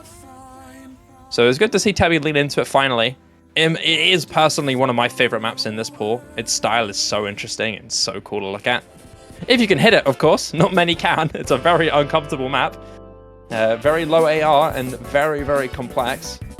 It's AR 8, 175 BPM, pure control, mapped by Dictopia. I think a common theme with gimmick and hitter maps is that if it's mapped by a prominent player who is very strong at gimmick and hidden, you know that that map is going to be really, really brutal. So, yeah. Yeah, this one's going to be hard, man. And it's been reflected by a lot of the either not being played or just being banned altogether. Yeah, I think it's when you're up against that kind of player, you're talking about, because this is the whole gimmick with the tournament, is that you're trying to avoid dropping more score. It's not necessarily how well your opponent performs, it's how well you perform individually that make the biggest difference. So, and so far getting into this, bit of accuracy drops for both players, but Tebby gonna be the one in charge. Of course, if this is your first time seeing tournament in Lazer format, that's quite alright. It's a very new format for a lot of people. But basically, to run it down, accuracy is the clinical factor for a lot of these maps. Maintaining good accuracy is going to keep you ahead for the majority of the time. However, combo does still play its part. It's just in a much reduced role compared to, standard Score V1 or Score V2 for that matter. Yeah, and on top of that, you got a few differences in how tapping these notes work in particular. Slider accuracy is a little bit more complex and a lot more emphasized here. So you're going to be a lot more aware of your sliders. Cheesing them and, lightly tapping them off accuracy is not going to still keep you that note. You have to be a lot more careful, as that can reduce your rank a lot. But that's compensated with a reduced note lock by quite a giant margin, practically non-existent compared to standard and stable note lock systems in place. So those stamina or those stream maps, or a lot of the cut maps that you'll see in particularly Hard Rock 1 and Normal 3, sorry. Those maps have a lot of cuts, and the change in the note lock is really emphasizing that, and I think that's a good showcase of what the unique Lazer styling and scoring system can do for you. But getting into the match now that you know a little bit of the differences between Lazer and Stable, Tebby seems to be running away with this with a decent margin, but I don't think the margin that he's really hoping for here. 60 to 70,000 score, especially on a map as gimmicky as this. Nick is really holding his ground to some degree. Tebby as well, mutually struggling here. 91 to 89% accuracy in favor of Tebby, but it's the combo game that's really keeping Tebby alive here with nearly 100,000 score now in his favor as we get into the last minute of the map. Yeah, you're starting to see that score margin go up quite significantly as Tebby's really settled into a rhythm into this last minute of the map. And that is going to do wonders. Does finally slow down a little bit, but still has accuracy in hand, and is going to continue to very, very marginally increase that score gap. It's all good stuff. Being ahead after the first map, knowing you've got that fourth map to kind of maybe try and boost you up a little bit, is the place you want to be, really. So far, Tebby's doing what he needs to do on this map, and we'll see how far he can take it in this last 10 seconds. Yeah, still a little bit left to go. These patterns are a little bit more unique when you have these chains into bus sliders, which can reduce your accuracy by a decent margin if you're not ready for them. But thankfully for Tebby, it's all clean and all simple for him towards the end. Getting himself 140,000 score in his favor. Solid start for him. Definitely a good start.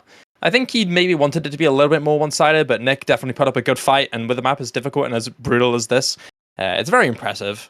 So Nick minimizing as much of an impact as he can, but Tebby still has a good lead. And if this double time 1 becomes close, then Tebby's going to be able to snowball this quite far. Yeah, I think Tebby's really going to be looking to try and just try and stick with Nick on this one. I don't think Nick played this as well as he wanted to in his first run through. Swisty actually managing to stick with him quite well. So we're very much looking for a repeat performance in this regard. If you're a Tebby fan, Tebby just wants to try and stick with this as well as possible because he knows that the kaleidoscope play from the previous matchup was not ideally where you want to be, and Nick's picking into it to probably try and take some of that score off you. So this is I would say, the really important map for Tebby here. Yeah, this one still needs to be exemplified for Tebby. At least make it very, very close so that score lead you got from the last match isn't as mitigated. But this is a very unique take on a double time 1. This isn't your usual comfortable map. This is very old style grid snap control. You've got a lot of these back and forth patterns very closely together with quite rapid BPM on there as well. AR 10.3 on top. Oh no, AR 9.7 actually, not 10.3, sorry. But a lot of these sections are quite similar in its old style. Mapped in 2009, you see these patterns here where it goes from lane into these sharp, really awkward 1-2 patterns, and has a bit of finger control applied there as well with its bursts.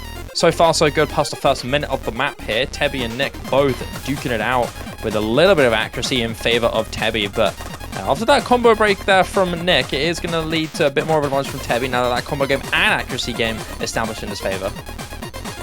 Yeah, you've got, with this map as well, it's the bursts that really drop a lot of accuracy. Miss coming in now for Tebby, that's going to slow things down. Nick really want to try and take advantage, but he hasn't got the combo to do so. And trading with 3% accuracy, like you said. Oh, nicely done here from both players here. Nick is going to go down just a little bit, but Tebby is holding on to a lot of combo though.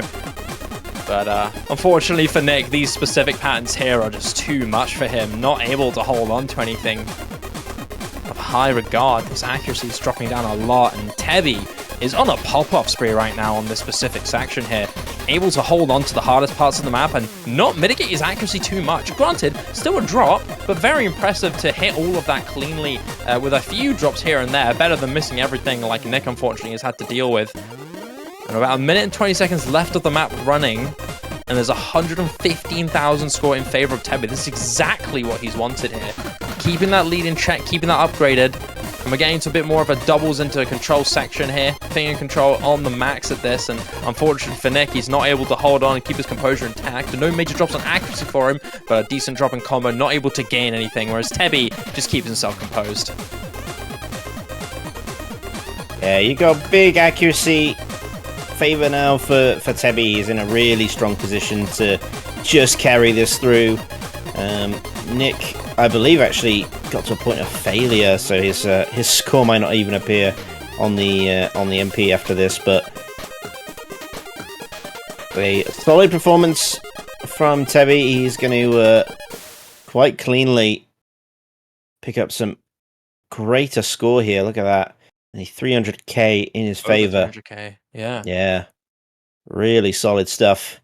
And again, the bursts on that map, really, if you don't hit them perfectly, they tank your accuracy massively. And that's the risk you take with that map. It's a bit volatile, and it's caught Nick out here. Yeah, Tebby just able to pop off when it really matters on those really difficult sections. Nick did a decent job throughout the map to keep up with Tebby, but on those really difficult parts, he just couldn't keep it up. And thankfully for Tebby, he managed to keep it going and hits those control sections with ease. And now it's time to get into Kaleidoscope. One of those maps that I think we see Nick to be the stronger player, just generally. But Tebby's formidable on hard rock. I really wouldn't doubt his ability on this, even if Nick is quite strong.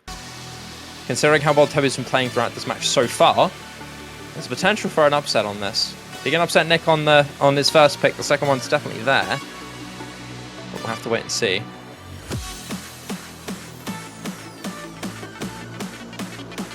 Yeah, and a short map as well. you know, it is potential. There's a miss coming in for Tebby early on. Again, 2 minutes 5 seconds in length. If Nick can really outperform, another miss coming in from Tebby now, he could gain some massive score back here. Remember, 300k is what he's looking for. Does find a break. That's going to slow things down. Back in favor of Tebby as their accuracies even out. Maybe even slightly in Tebby's favor right now. He's going to pull the score back over, but there's still plenty of time. Minute 20 left. Nick needs to get things under control. Yeah, accuracy, slightly a deficit. Combo, slightly a deficit here. Looked promising for the start, but unfortunately for Nick, he's not able to keep that going. Keep that train rolling as Tebby's managed to build himself back up and hold on to this lead by a decent margin. But only 16,000 score in Tebby's favor. Again, this is exactly what you want for Tebby. This is what you want. You want it to be close, especially against a player like Nick who's really powerful on this type of skill.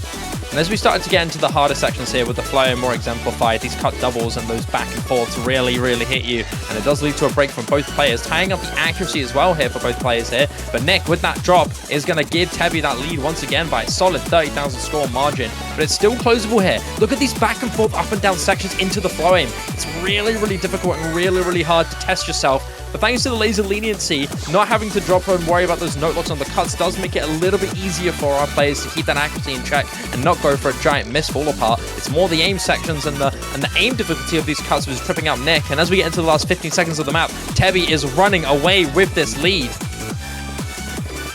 Yeah, again, it's not, you know, it's not an unbeatable score, but it has done so much work for him, and just being ahead going into the end of the map and having that score lead in his favor is going to do absolutely wonders going into his second map pick.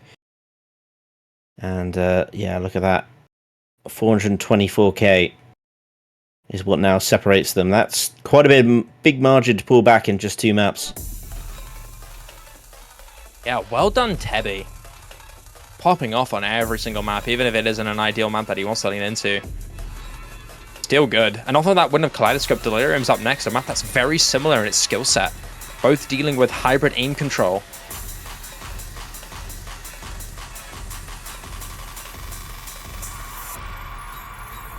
Now, this map, I've said it multiple times just because Aza said it, but similar to Hard Rock 1, like this normal 3, this is a good example and a good showcasing of what the difference is with the Lazer client and how the gameplay changes have been applied and contributed to its map pooling decisions. This map has a lot of control in it, and it does showcase the difference in what you have to do compared to what you'd normally run on stable. This would be a much more difficult map purely because of these cut sections that would lead to much easier note lock. That difficulty is not present in Lazer. Practically, like I said, you know, note lock being significantly reduced to the degree where if you would compare it to Lazer, it's basically nothing. That's again exemplified in this map, let alone in the Hard Rock 1. But on top of that, you have to really focus a bit more on your slider aim here. Slider accuracies are much more important here. And with accuracy being a big factor, anything that can drop your accuracy and anything that makes keeping accuracy a bigger challenge is still there. Like I said, it is traded off with that lack of note lock, which makes maps like these really exciting and really fun to look at as everybody really just purely relies on their aim and not has to worry too much about their tapping or being slightly off. Makes maps like these really satisfying to watch and see these guys perform on.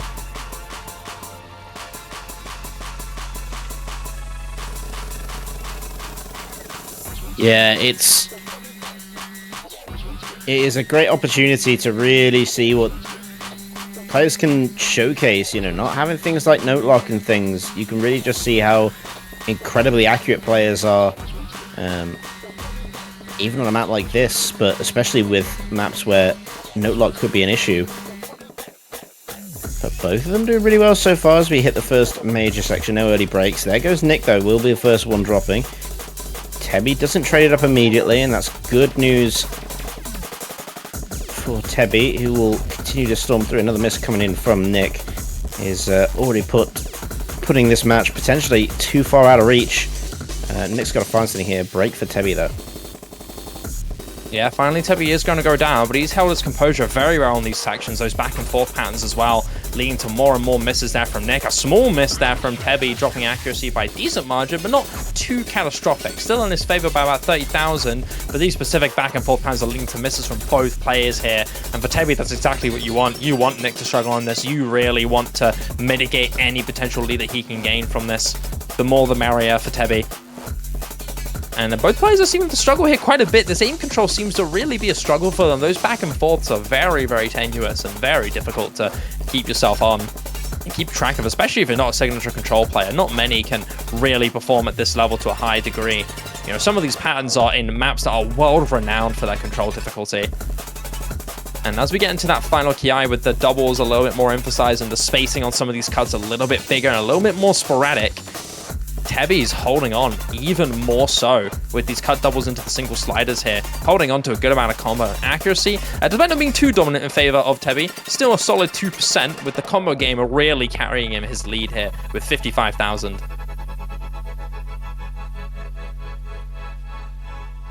Yeah. 50,000 score for this map alone.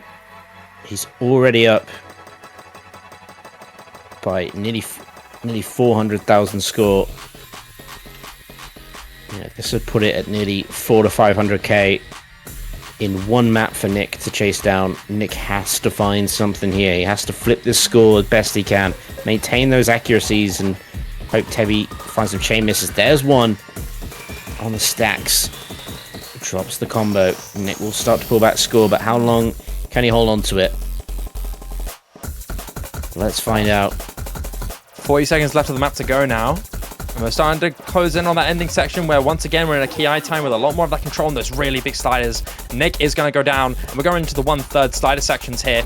These are really, really dangerous if your controller's not on point and your tapping is just off. They've switched that BPM a little bit into a 1/3, and that's really, really awkward. And now we're going to one of the hardest parts of the map here with those constant jump doubles that you're going to see in just a moment, just like that. Repeating double patterns that are so difficult to hold on to. And both players are mutually struggling, but once again, that's exactly what you want if you're Tebby here. It doesn't really matter as long as you don't fall apart in comparison to your opponent. It's exactly what you're looking for. And as we get into the end of the map, once again, Tebby is on a tear. 70,000 score again in his favor. That is over 400,000 score in favor of Tebby. 450,000 score almost in his favor. And that's giving Nick a huge mountain to climb for the final map to be picked. Yeah, Nick's really going to have to pull something out of the bag for this one. Again, if it's a map that Tebby can't play,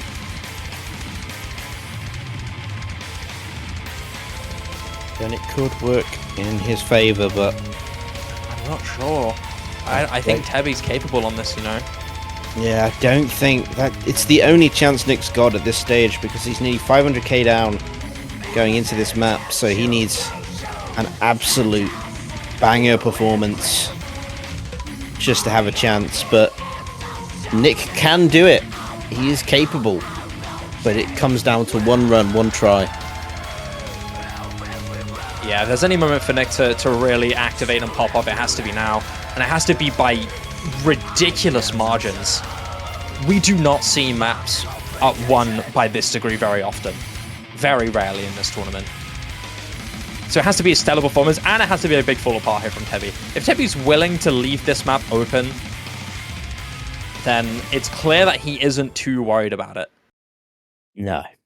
And there's a comfort point for this guy as well. There aren't going to be any significant nerves on him because on top of that, like if you are decently capable on this tapping style, at least for the first little while of the map where the accuracy will start to slow down and drops as long as you hold on to the first 3/4 of the map, it's not too bad for you, especially with the note lock reduction like we said before. This is great for players who struggle just a little bit on that stamina to just push that barrier of entry onto a map like this. Nick is excellent on flow-in maps and excellent on stringy maps. Stamina, he is capable of. Not as prominently known for it, but still valid, especially knowing that this map has that reduced note lock. There's a capability here, but so far, not so good here for Nick. Tebby, despite struggling a little bit of accuracy here, winning a lot in this combo game, and there's a lot of notes in this map. tons of combo that you can build up that will eventually build into something that actually is really meaningful, as long as his act doesn't become too much of a disparaging factor here. It's currently 99 in favor of Nick with 97 in favor of Tebby, but the lead remains in his favor by about 12-13k.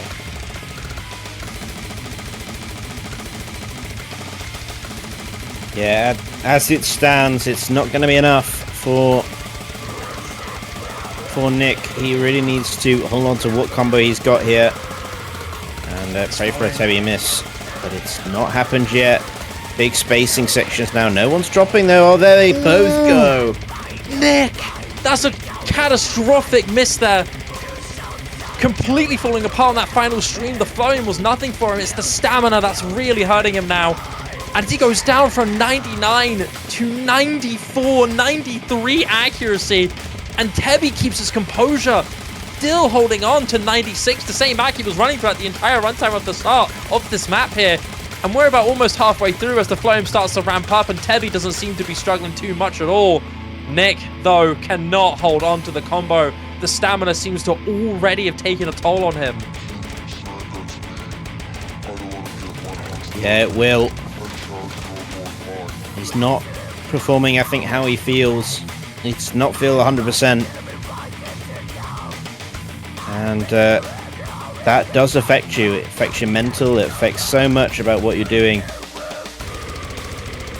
And it doesn't look like it's going to change. As Tebby now holds the lead. We've got 1:30 of this map left, and time is almost up for Nick, I'm afraid. Tebby? Still holding on to the stream. This is a dead stream section, dropping a lot of act, finally going down, but that is a really impressive hold. With Nick on the mutual struggle here, still not having that accuracy advantage that he's hoping for. At this rate, like, what can you do? You're gonna have to assess the rest of the map and hope for Tebby to drop on the accuracy here. Does lose a little bit from that stamina struggle, winning a few 100s here and there, but really nothing of tangible value here for Nick. It's gone from like 10k to 30k to now 112,000 score. And this section, despite being quite heavy on the mechanics side, is not really that difficult compared to the raw stamina and flow sections that we've seen from both of these players. It's merely that stamina and long-term composure for Tebby. And this just seems nearly all but over unless we see dramatic falling apart here. But I don't even think that's going to be enough. No, it probably won't be. Yeah, this just continues to not play into the favor of Nick. That's it. And that is it. In an absolute blur, in a very powerful performance here from Tebby. Nick's just not having the performance he's wanted, unfortunately. The Seed 5 player of the Lazer Grand Arena has been taken down by Seed number 12 in Tebby.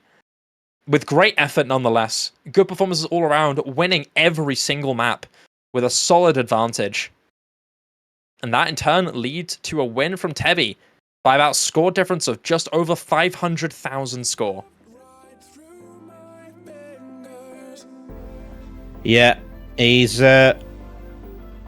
performed really, really well to the new format and the bracket that it leads into, and that will see him through to next week's double elimination bracket. Congratulations to Tebby. Commiserations to our 5th seed, Nick, who just was not the Nick that we know today, unfortunately. Yeah, but definitely a Tebby that I'm excited to see. Definitely, for sure. I'm looking forward to seeing what he can do. If I see potential of holding on to such a unique set of maps here, I'm looking forward to what he can do in the future. But until then, we're going to be moving on to another match very soon, Dimash, I believe. Are we switching to a different match, or are we going to be signing out for now? Need a little bit of confirmation from production, I think. Yeah, we're going to need the confirmation from them as to what the plans are going to be, but there was another match that was scheduled to take place, and we will be making that switch. So in just a moment, we should be switching over to... I can have the list in front of me.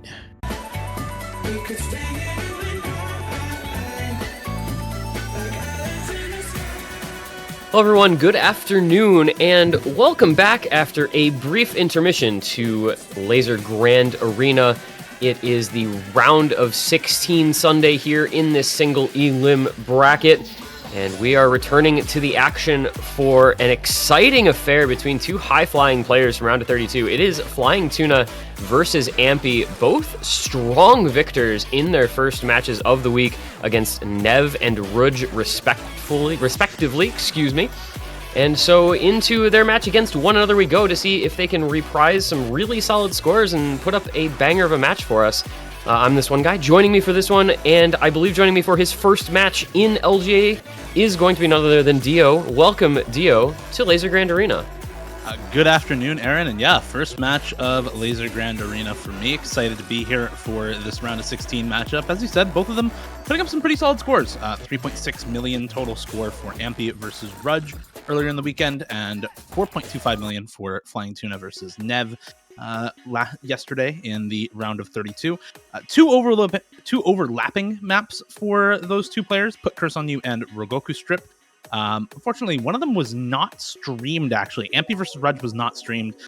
So Flying Tuna not necessarily getting access to those scores from Ampy. But very clearly, Ampy happy to pick back into that Nomad 2, as we see already on the screen. And a couple of picks for Flying Tuna as well. Amanita and Delirium picked up here, as well as Nanatsu Momijiakari picked up once again for Ampy. Ampy generally a very, very good mechanics player, very good on the streams and stamina, very good on the hard rock. I believe this hard rock 2 actually is a bit higher circle size than the usual 6.5. This is CS 7.8 for the hard rock 2, so not just a precision pick, but extra precision oriented, almost CS 8 on that hard rock 2. So Ampy very, very confident going into that map. I will say it is a bit of a interesting pick, only because of the aim control focus on Nanatsu Momijiakari. Flying Tuna, obviously a very, very good aim control player, one of the best tech players of all time in this game, and very good on both the hidden and nomad tech, as well as general aim and aim control. So Flying Tuna, I think, going to be happy enough picking into Amanita and Delirium, and happy enough with that Hard Rock 2 last pick from Ampy as well. Maybe would have expected a DT pick out of Ampy if possible, but with Ampy banning out the DT1, the DT3, that really only leaves the DT2 as an option, and that's a little bit more control focused as well. So maybe just the Hard Rock feeling best for Ampy here, especially, of course, Flying Tuna, a very good aim player. Stuff like Nomad 1 and the Keelhauled going to be very good. And there's honestly a couple of really good maps left for Flying Tuna here as a last pick as we get into the other bans for both of these players. Yeah, it feels like a fair number of matches have kind of defaulted to Nomad 1 as the leftover map that ends up being the fifth map played, the undrafted pick, because it doesn't fit in a given niche, right? It's just a Nomad 1. It is mostly raw aim, a little bit of tapping. So we've seen a fair number of occasions where that just ends up being left up. Nobody has any interest in touching it. Wouldn't be surprised to see that happen again here. But instead, it is going to be banned out. It's going to be Tuna banning Nomad 4, understandably. Nomad 1, a little surprising, which leaves one of Hidden 2 or DT2 as the last map. Gotta think that if you're Ampy, you probably ban this Hidden 2 here, and you just end up playing the DT2. Yep, and there it is. I don't think that ban from Ampy is surprising. I do think the Nomad 1 ban from...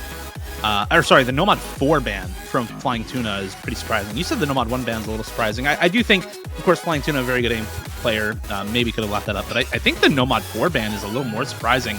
That map is really, really difficult. It's basically a Nomad 6, but AR8.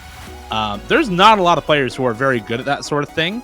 And Flying Tuna definitely has the reading to gap a lot of players on that. That is going to leave the DT2, of course, as the last pick for both of these players. I think that favors Ampy a little more than Flying Tuna. So I think Ampy, coming out of that ban phase, pretty happy with what happened. I don't think you want to play the Nomad 4 or the Nomad 1 versus Flying Tuna. So I think Ampy going to be pretty happy with how that last ban phase went. Personal opinion there. You never know the scores for these players. You never know how the practice has gone, whether players have had time to practice stuff like that Nomad 4, which definitely is a practice-heavy map. Flying Tuna, of course, playing some other tournament grand finals this weekend, so maybe a little bit more time going into those than into the early stages here in Lazer Grand Arena. But yeah, definitely Ampy. I think pretty happy to be playing this DT2 as the last pick. And we're going to get into the first pick for Ampy here as well. The Nomad 2, Put Curse on You by Undead Corporation, mapped by Half Slash. This was originally the Nomad 2 in the Corsace Open 2020 Grand Finals. First iteration of Corsace Open to come back after their year-long break between 2018 and 2020. And this one is mapped in triplicates. 140 BPM on the screen really plays like 210 BPM streams. So all of these long streams that you see on screen, all of the really tricky flow aim, the cornering, the accel, decel, is all on 210 BPM. This is not easy, and it takes a lot of stamina to be very solid at this. And Flying Tuna has gotten much better at that. You see the accuracy difference, 95, before those jumps bring the act down, before they bring the combo down for Flying Tuna. Yeah, this has definitely been a point of emphasis for Flying Tuna over the past year and change, going into his tapping era, you could say. It is, though, still going to be Ampy with the far superior combo at this point, but looking at the accuracy, importantly, Ampy at 90%, Flying Tuna at 96%, and there is the break for the American player, and that's going to give Tuna a pretty sizable advantage. An interesting, kind of quirk of Lazer scoring is that the scores are higher in general, but the score difference is still relatively similar to what you might expect here. And it is Tuna taking that lead of nearly 70k already, only about 1/3 of the way through. And there are some matching breaks from the players, but that accuracy lead is just gigantic. It's giving him a huge, huge lead. Yeah, I heard Miles say you can basically double the score lead from Lazer versus Score V2 in your head, and that seems about right here on this map. I think on Score V2 you would expect Ampy's score to be a lot lower than 200k right now, and Flying Tuna near 300k probably seems about right with this accuracy, with the combo that he's had. So this 87k score lead really feels pretty rough for Ampy at the moment. You look at the accuracy, you look at the combo for both of these players.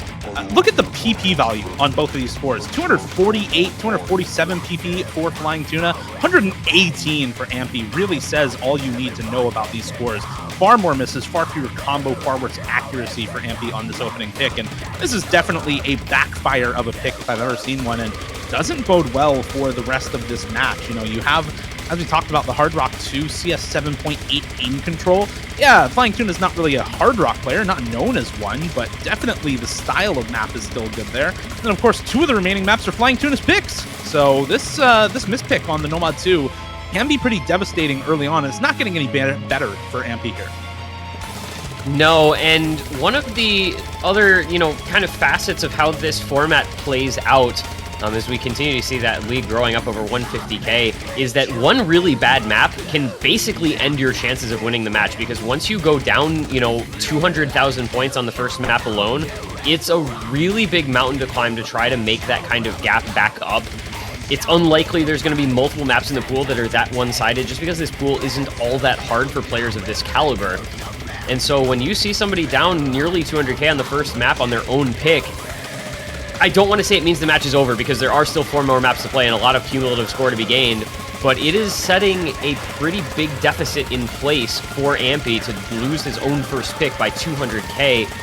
As we go into some of these brutal flow patterns in the last portion of the map, both players struggling quite a bit, but that lead steady on the side of Flying Tuna. He's going to come out of this one with a pretty solid score lead, and he's going to be very pleased with how this one went. As you said, Dio, a very big mispick here to start things off for Ampy, just not going anywhere near how he would have needed it to. A 190k score gap, and Tuna's going to have a sizable lead to play with going into his own 2 picks. Yeah, it's unfortunately not a great start for Ampy here, down 192,000 points off the first pick. You can even see it in the error bar, right? Tuna ever so slightly overstreaming, so just feeling maybe a little more comfortable. Ampy most of the hits late, so the stamina just not there for Ampy. That or the flow aim just not able to keep up with the streams in this map, and so the score just that much lower. And that's just not a fantastic start for Ampy. That said, as we talked about, 4 more maps to go. It's not over till it's over. But a good start here for Flying Tuna, bad start for Ampy as we get into Amanita. Another one of these stream maps in this pool. A little more focused on the flow aim this time around. Lots more cut streams, lots more kind of general consistency, awkward aim patterns in this map as well. And a lot lower BPM. I think this is 194 BPM if memory serves. 194 indeed. So a little more awkward, a little more focused on the flow aim, a little more focused on consistency with lots of types of patterns in general. But with the hidden applied, can be pretty tricky, especially with the presence of lots of cut streams in this map. Yeah, I like this pick a lot for Tuna with the style of map that it is. Obviously, a solid hidden player, solid aim control player, everything that you've discussed already. Do want to mention it looks like we might be getting some slight timing delays before the maps start. Tuna dealing with some injury. He's been playing through, I believe, a finger injury over the past couple of days. So going to be giving him a little time that we will be killing in between picks here. Just in the interest of his health. But it's going to be a good spot for him if he can recover from that going into his 2 picks here with that lead already established. You know, if he gets one more good map here with Amanita and maybe Delirium as well, but this would be the start, he'd be in a good place to kind of back off going into the last couple picks anyway, where it doesn't need to be 100% because he'll have a pretty sizable lead at that point. So we're going to, I believe now, get into this hidden one. We're going to get into Amanita, and we'll see if Tuna can continue to build the score lead. 200,000 points just about off the first pick. And into his own first pick we will go. And Ampy struggling with that early pattern. We'll see how he builds back up if he can get comfortable with the pick. Well, early start here for Ampy. Again, a little lower on the accuracy, down near the 92% mark now. 98% for Flying Tuna. Clearly a lot more comfortable just going into the map. And again, the hit error bar kind of telling a story all its own, right in the center of the screen for both of these players. A little more comfortable for Flying Tuna here at the start. But the accuracy coming back for Ampy, up to 95% now. Very, very early break as well for Ampy, so it shouldn't affect too much, but right now 24k, 25k score lead for Tuna, and still growing, and another break there for Ampy, going to make that now jump to 35, 36k, and climbing as Tuna keeps the full combo, keeps collected and cool, and keeps the score lead growing in this map. No issues at all so far on Amanita for the... well, one of the best tournament players South Korea has ever seen, really. And I don't know if you'd find too many people betting against Flying Tuna in this match. Unfortunately for Ampy, a player who's been on the up and up, who's been on the come up for a while in the United States and has gotten a lot better in the last year or so. But this is definitely still a bit of a David and Goliath matchup. Yeah, absolutely. Coming in on paper, not a match where you're really expecting Ampy to have a huge chance of winning. Just want to see him kind of put his best foot forward and see what kind of performance he can get. But absolutely, Tuna, as you said, one of the tourney greats. I mean, he's been doing this for so long and so consistently, other than, you know, his time away for military. But you see, just doesn't feel like he ever loses a step as he comes into this tournament looking like a top contender. Did really well in that first match and has the 1215 combo, full combo, 99 axe still going on this pick. Again, you look at that PP counter, man, it's nearly 500 for Tuna, and it's not even quite 200 for Ampy, which is not a match, not a map that suits Ampy's eye the way that it does Tuna's, who is so good at this sort of hidden control aim type of pick with plenty of flow aspects to it as well. And this is going to be a pretty massive lead once more, growing towards 200k and above as we go into the last quarter of the pick. Yeah, Tuna dropped a bunch of AK, and that PP counter's still gone up to above 500 now.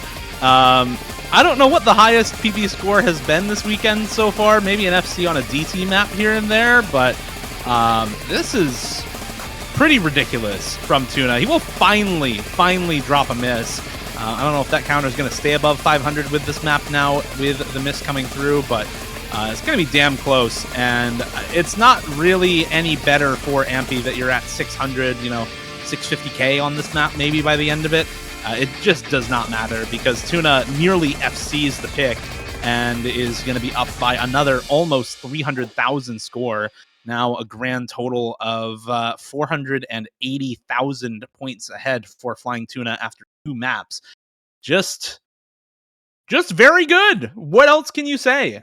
This guy's been at the top of the tournament scene for at least as long as I have been staffing at all. Like, this guy has been here doing this for years and years and years.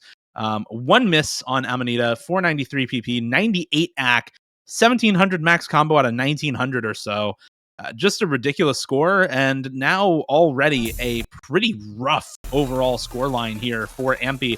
I mean, the last match we saw between Intercamping and Nope KJK, when it was about 450k score lead, that was one of those where it's like, okay, unless Intercamping really pops off here, it's pretty much over. We're already there after 2 maps here for Flying Tuna.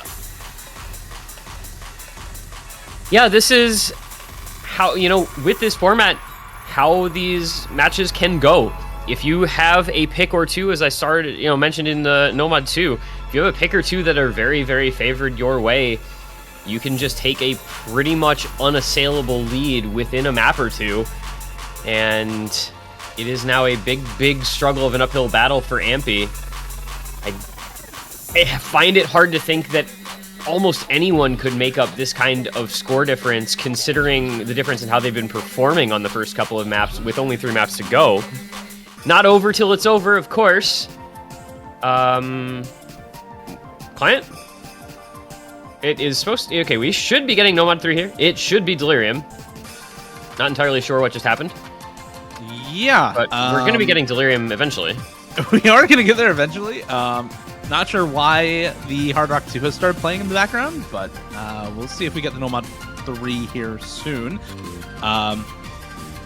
Just to talk about the Nomad 3, again, a map I think Flying Tuna is going to be very, very solid on. You have these kind of really, really tough wiggle streams all over the place in this map. There are some difficult slider patterns, but generally speaking, this pool a little low on slider tech overall, and this map kind of the closest thing you're going to get to it. The wiggle streams in this can be really, really tricky, though, and I think that's the main point of difficulty for a lot of players. So somebody like Flying Tuna, who has some really ridiculous aim control scores, I think is going to be very, very solid on the map.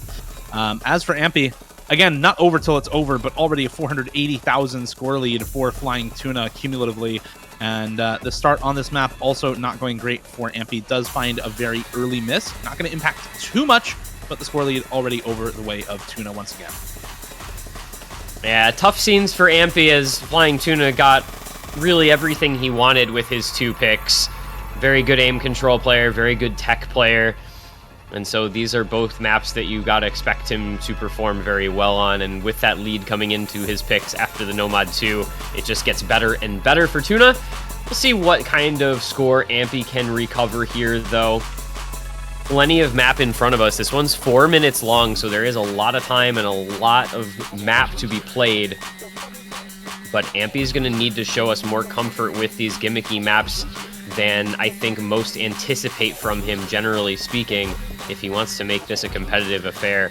As the build-up comes, you reach the 1 minute mark, things will now start to pop off a little bit, and it is instantly another break from Ampy. That is unfortunate to see. Yeah, that's before you get into these really tricky aim control focused cut stream patterns, plus the sliders in between. Ampy going to find another break here on one of these cut double streams, and now it's just all Tuna. I mean, this FC is still going strong for him. There is not a lot that Ampy can do here, and you just have to pray for misses to come through for Flying Tuna, and on a map like this, that is a, I don't know, bring out the genie, rub the bottle a few times, give it a good bit shine, because you're gonna need some magic on this map, I think, for that to happen. And Tuna's just showcasing why, right? Ampy is having some understandable trouble with these patterns. These are not easy. These cut double streams into the wiggle streams are not simple. They are very, very difficult, and Tuna is just still going. 98 AC on the FC, no issues whatsoever. Yeah, if you saw the grand finals of Perennial last night with Tuna on the team that ended up winning, some of those tech and aim control maps several of the most difficult maps in that sort of skill set that you'll ever see. You understand what kind of performances this man is capable of on maps such as this one. It's finally going to be the break at the halfway mark, roughly. But again, a massive lead already established. Tuna just does not let up on these more tech aim control focused maps. And that is a 227k lead at the 2/3 mark. Ampy distant behind. Down on act, down on combo, down on score. Excuse me, up on combo, but down every other which way. As you said, would need to be on his knees praying to his deity of choice for any chance in this one, as that lead is just looking pretty grim in favor of Tuna. Yeah, we're already 3/4 of the way through the map as well. You see on the bottom there with the timer, 3 minutes elapsed and less than a minute to go in this one. And we are getting a slow section as well, so just not that much combo here for Ampy to play with, and if the accuracy doesn't come up, which, you know, there's only so much time for that to happen, if the score doesn't start to come back your way, which there's only so much combo for that to happen, and you actually have to hit everything here in the end as well. And I think this is still going to be a Tuna-favored map at the end of things just by the accuracy. The score lead's still going the way of Tuna, by the way. It's actually been increasing. It's gone up from 227k despite the combo lead for Ampy, just because the accuracy here for Tuna is so much better. And now that's the nail in the coffin. Tuna's already averaged 240k lead per map. That's going to go up with this one, now closing in on a 300,000 score lead at the end of the map here for Flying Tuna. Just a little over 5 seconds left in the map, and he is still going. Was that one miss or one slider break for Flying Tuna on this? An absolutely ridiculous 830k for Flying Tuna, one miss on that map.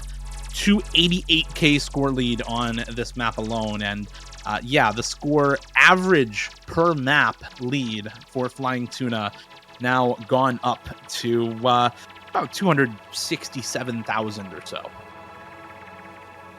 Yeah, there's not a kind way to describe how this match is going, unfortunately, through these first few picks.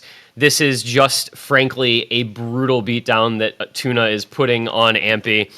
An outrageously good performance in its own right, and against a player who, unfortunately, is a little bit weaker on the skill sets we've been seeing.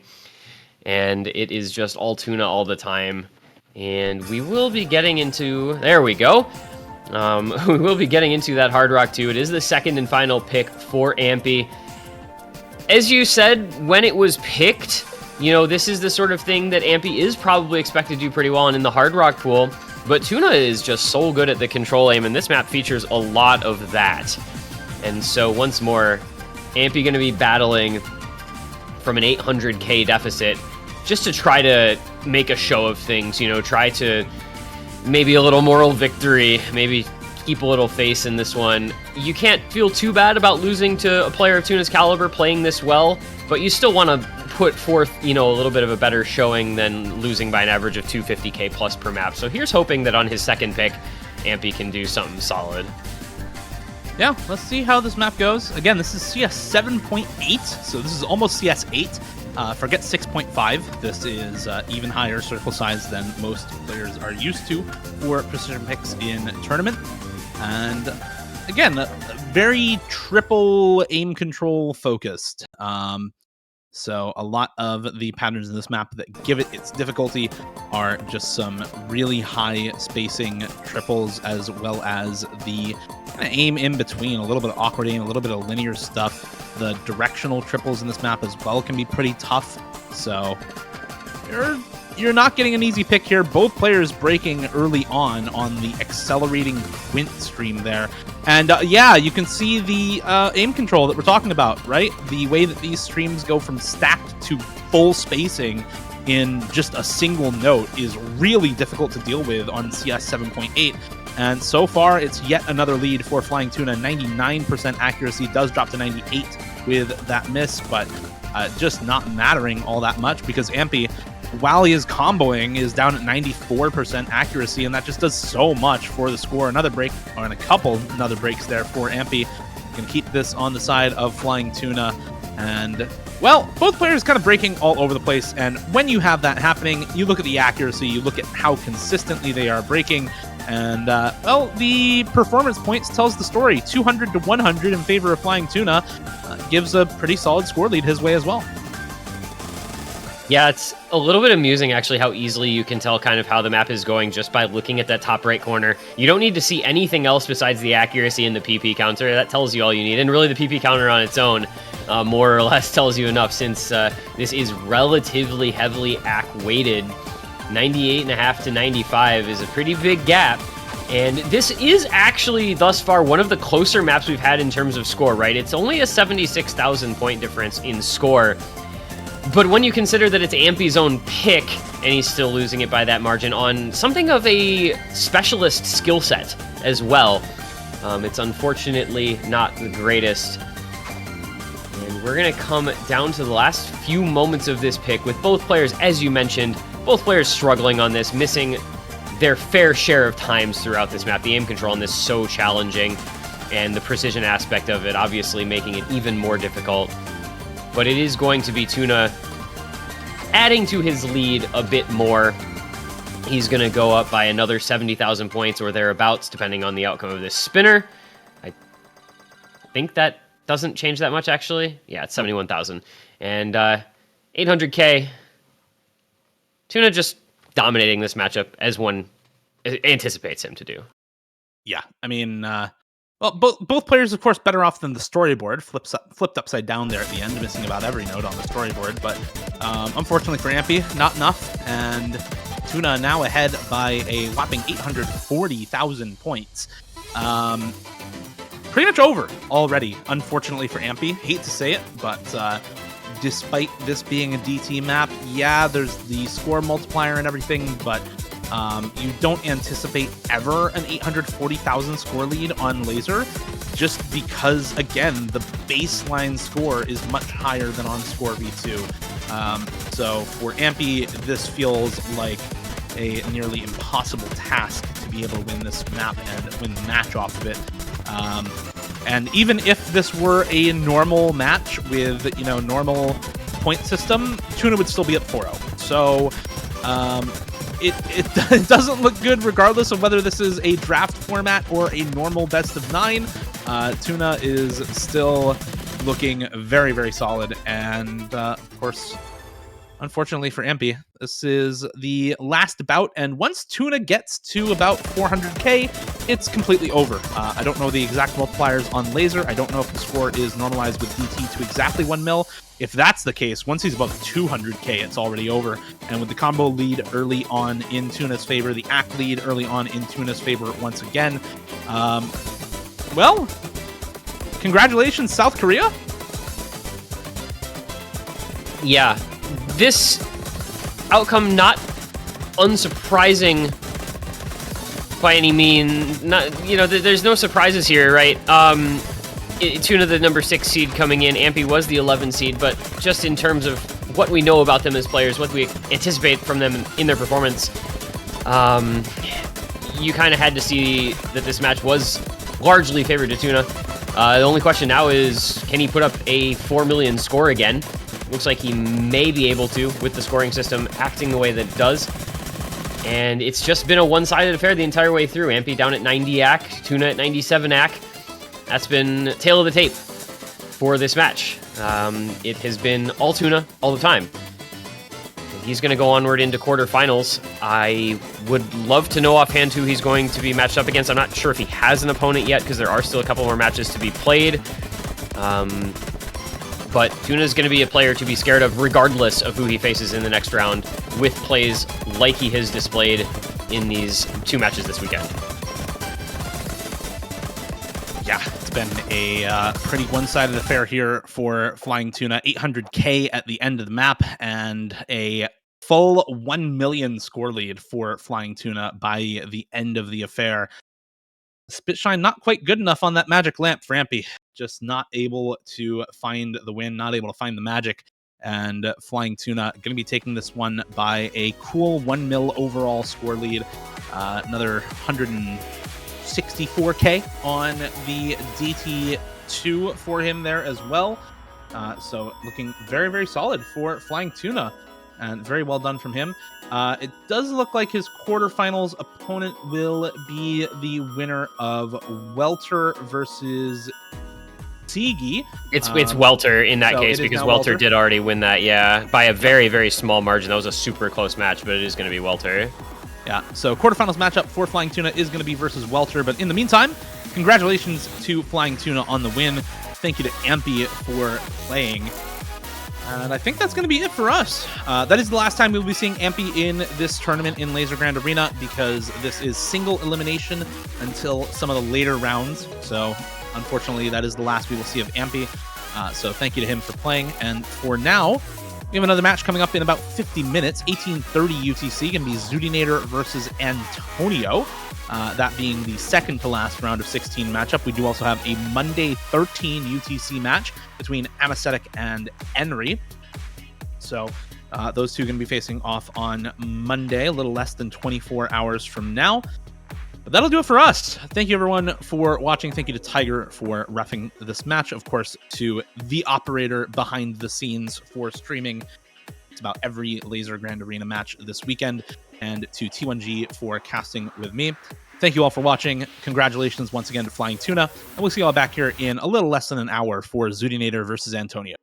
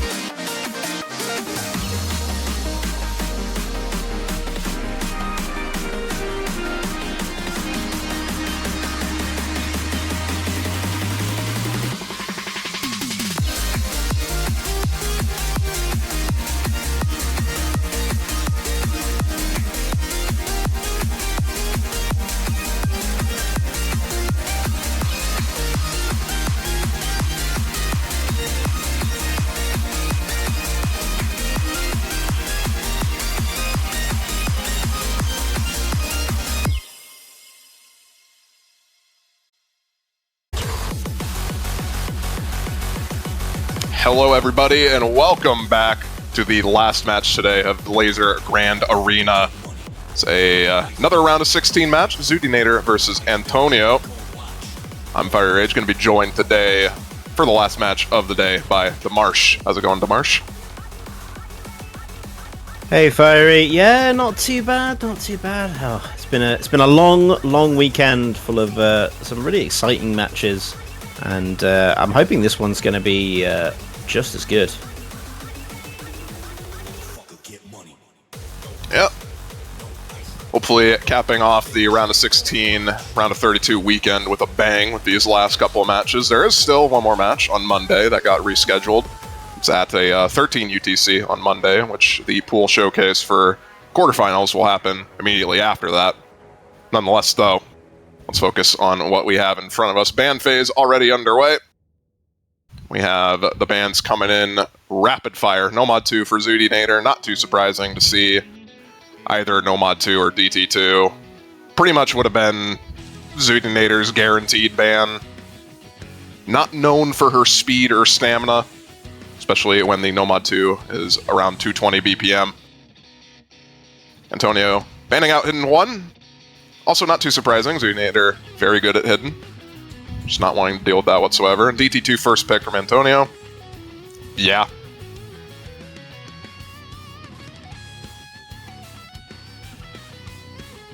Yeah, I mean, it makes sense. Was something that was picked against her by Tricky Pugster, as well as DT3, so whether Antonio's going to double up on those DT picks, just like Tricky Pugster did, kind of remains to be seen for a little bit longer. But Zooey in her previous matchup went with Nomad 1, but is going to go into the Hard Rock 2 instead. A very understandable pick as well. Yeah, Hard Rock 2 and Nomad 1, I think, were the two obvious picks I would put Zooty at, so it's not too surprising to see her go for those. Could have gone for something wacky like the Hidden 2 if she wanted to, but her bread and butter is definitely generic aim. That's what she's been known for. Hard Rock aim in particular. Precision is also, she's more than capable at that, so Hard Rock 2 makes sense. As for Antonio, still 2 DT maps left in the pool. He cannot pick the same map, unfortunately.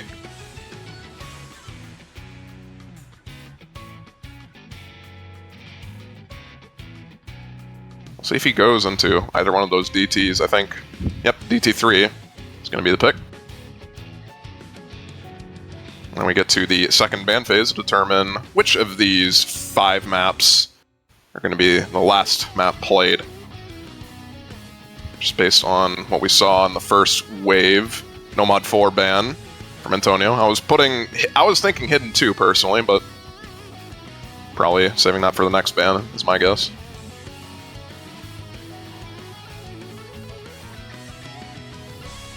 Yeah, I think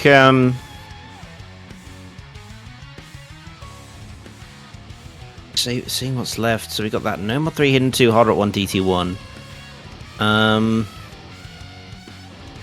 I don't know what Zooey, I feel like could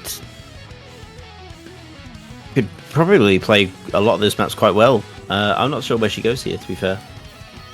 I think DT1 is definitely probably getting banned out.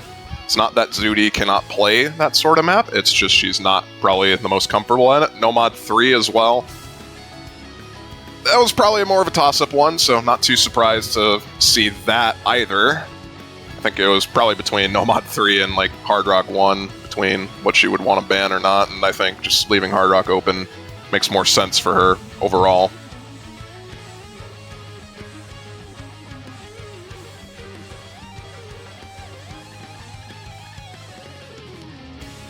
I'm expecting a DT1 ban here, and then probably a Hidden 2 ban from Antonio, but who knows?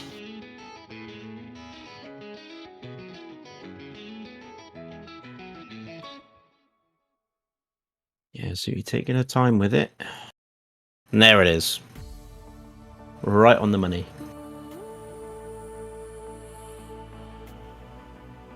This is where Antonio bans Hidden 2, and I can call this match scripted. Aw, dang. Never mind. It was kind of a coin flip between those two anyway, I think. Either one would have made sense in the context of Zootinator.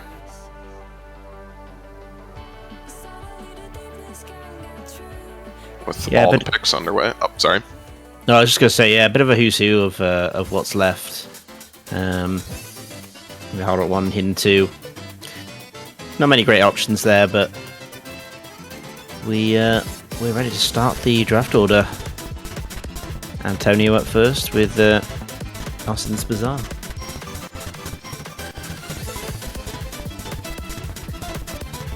Slight finger, or not really slight finger control, very finger control heavy map on this with double time. Not too many long bursts, but still fairly speedy, around 230-ish BPM. A lot of the focus is definitely on those semi-tech oriented finger control patterns though, as you see right from the get-go pretty much.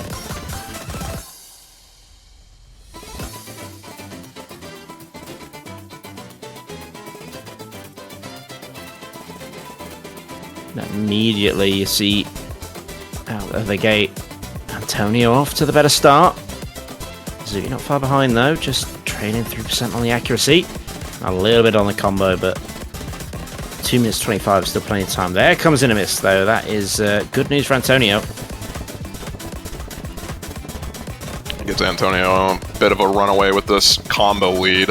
Accuracy wise as well, 2% up above Zooty Nader at the moment. Still holding on to the FC as we approach halfway through the map.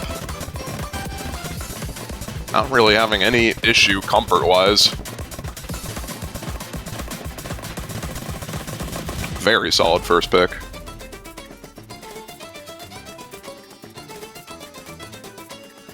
Yeah, still got all the combos. Dropped quite a bit of accuracy though. Just allowed Zooty to kind of close that gap just a little bit, or at least maintain it.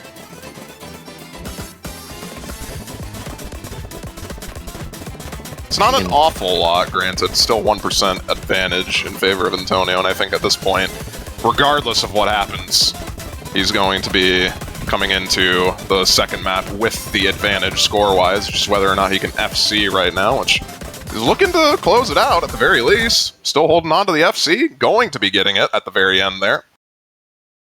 Solid FC from Antonio on that for his first pick. Zooty not too far behind, 820k. Still very respectable on that, just unfortunately, not much you can do against an FC. I hope that's how it goes, but has done very well to keep the score that close on a 979k score. And now Zooty's going to get to try and do some damage with this Hard Rock 2. Just going immediately into it. These players are not wasting any time. I respect it. CS 7.8, so a bit more precision-oriented than you might expect from Hard Rock 2s in general, which are usually CS 6.5. That does favor those that do like their small circle size, I guess you could say, but it also makes it very hard to keep a consistent combo on this map, which you're seeing from both players right now. Miss is kind of all over the place for both Zooty and Antonio. Still relatively equal with the accuracy lead, keeping Zooty in the lead for now.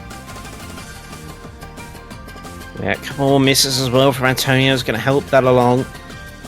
I guess she's looking for around about 100k to even this out from the previous map. And she's doing quite well so far. Antonio running into the misses. Precision just being a little too high. There's a miss though from Zooty. Gonna slow her down, but not massively. Still got 98 AC. Antonio hanging in there with the 96.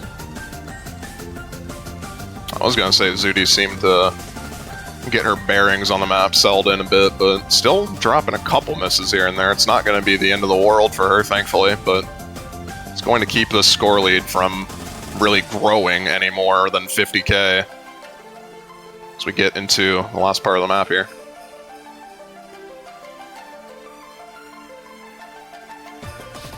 Solid accuracy from Zooty, keeping her well-established lead intact for now, but slowly going to be creeping over if we don't see any combo breaks from Antonio. We saw a combo break from Zooty. That's kind of massive. That's going to shift the score lead really fast, actually. Antonio does finally drop, but I went from 50k now to 25k just from that alone.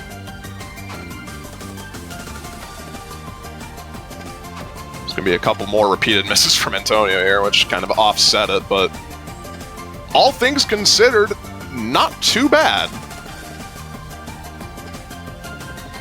No, it's solid stuff for Antonio.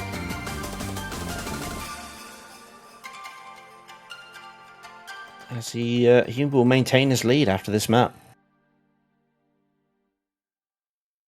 So he does cut into a deficit by 60k, but still around 101k behind. 101k lead, yeah. With the next pick, Nomad 1. This one's kind of dicey now since I think everyone really is comfortable at Nomad 1. Obviously, Zudi more comfortable than I think most players in this tournament. But nonetheless, with how Lazer scoring system works, you don't really expect anyone to get a bad score on this. Like, at worst, maybe 500k, 400k, around that. I think that's probably what we would see the least amount of points on this map. This is Nomad 1, which means it is also very prone to just random misses everywhere, so you can be as comfortable as you want on this, and you will still randomly miss on a jump pattern, and there goes your score if that happens.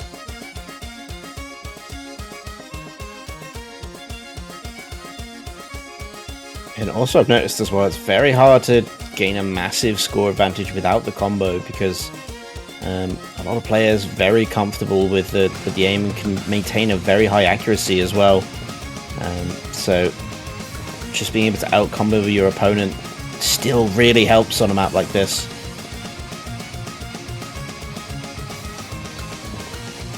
You can see both these players in the beginning phases not having any issue. Both players holding on to solid 99 plus accuracies with an FC intact. So it's really just going to be down to whoever misses first here to get that slight score lead advantage in their favor. If there's even a miss at all. There might not be. I wouldn't go as far to say that we'd be seeing a double FC on this. This map is still pretty hard. First KI time, and it's still neck and neck. Slightly in favor of Antonio, but nothing at all in between it. It's like 2 100s in favor of Antonio right now, and it's going to be immediately taken away with that miss at the very end of the chorus too. This is not where you want to miss, almost at the exact halfway point too. Gives Zudinator a lot of breathing room now as she gets to build up her combo.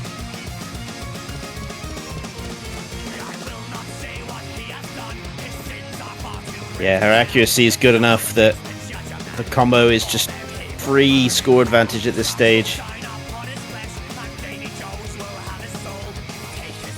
We are going to be getting into one of the harder jump sections shortly, though. About 100 combo from now, we have a lot of nasty wide-angle jumps going into the second chorus, so we'll see if that trips Zudinator out here.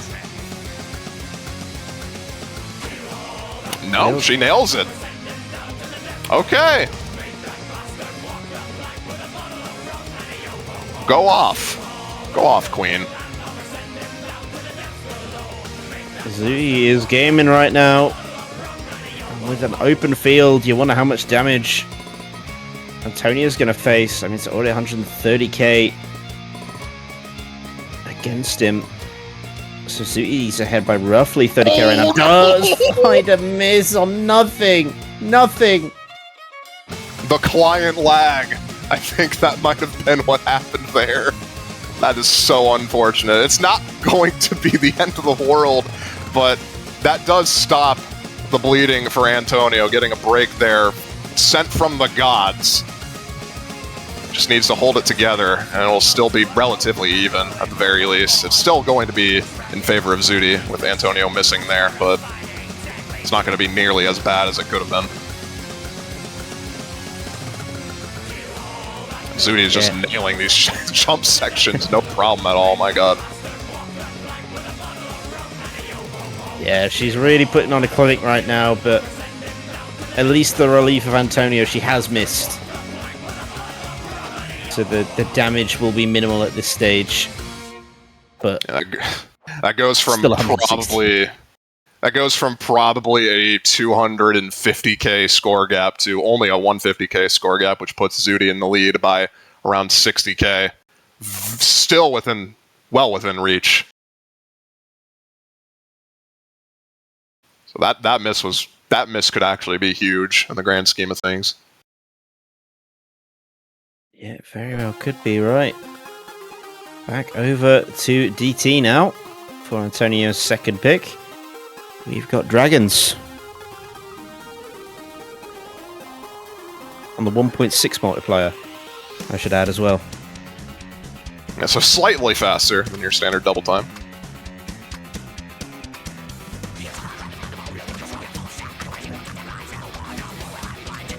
Just how, based on how DT2 went, you can sort of get a vague estimate on how this is going to go. Antonio slightly favored on this, I'd say.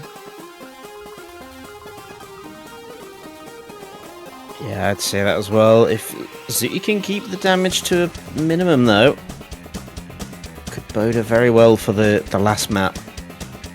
Hidden 2. That's what it's all to play for. But Antonio's going to want a nice buffer going into that map for sure.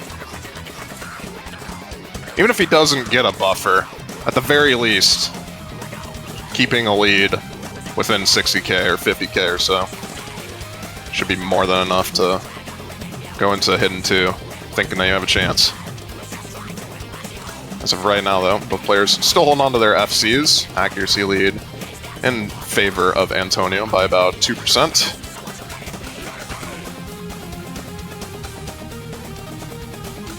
Both of them doing extremely well. Especially Zuti to keep up with this. It's kind of echoes what DT2 was. I mean, Zuti got 800k on that. Was only bested by the FC from Antonio on that. Both these players, just the accuracy from Zuti is the only thing struggling. As soon as I say that, both players do trade misses. Antonio gets the slight advantage from it, though.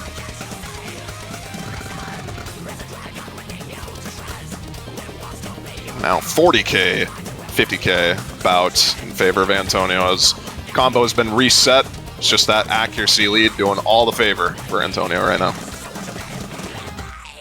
Yeah, Zuti probably comes off slightly worse than that. She does have combo lead though, so if we see some accuracy drop from Antonio, she might be able to still pull this lead, but again, that's assuming she can hold on to the Ack herself. She looks very shaky on this. A lot of cursor shaking on the snaps to these notes, but Antonio's also dropping accuracy, to be fair, so this lead is going to be slowly crawling back. And okay, well, there goes that immediately as soon as I... Why do I bother mentioning anything sometimes?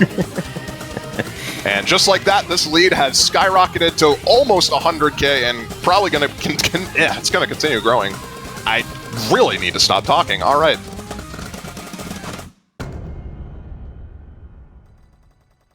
well, it was nearly... It would have been 100k had you stopped talking. If I stop talking, it will give Antonio the advantage, though. Going into the last map, around 16k score advantage. And this is shaping up to be an incredibly close match. After 4 maps, you're talking 16k. That is really impressive. 13k, as a matter of fact. Even better. And this is probably one of the harder maps in the pool, too. A lot of... I guess you can call this a reading map. It's AR9, but there's a lot of direct overlaps and tricky patterns that make you think they go in one direction, but then they end up not being that at all. So a lot of anti-flow on this. I'm very interested to see how this plays out, as this is a map that neither of these players wanted to pick. So neither of these players really feeling too confident on this to bother picking it. And with things as close as they are, this will be very interesting. See who comes out on top here. So we get into the final map.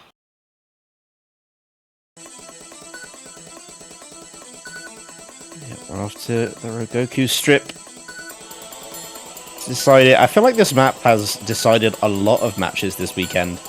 A very indifferent map to a lot of players, for better or worse.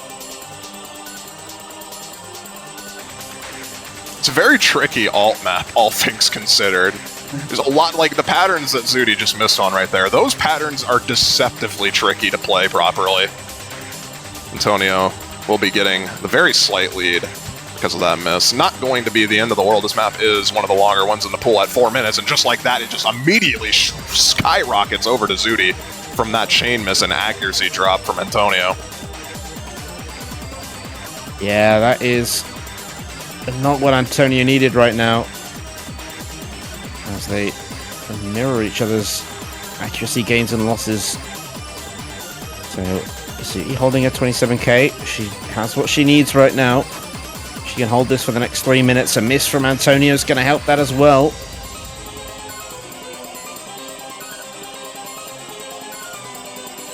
So he's struggling a bit on the early stage there, but he's recovered fairly nicely.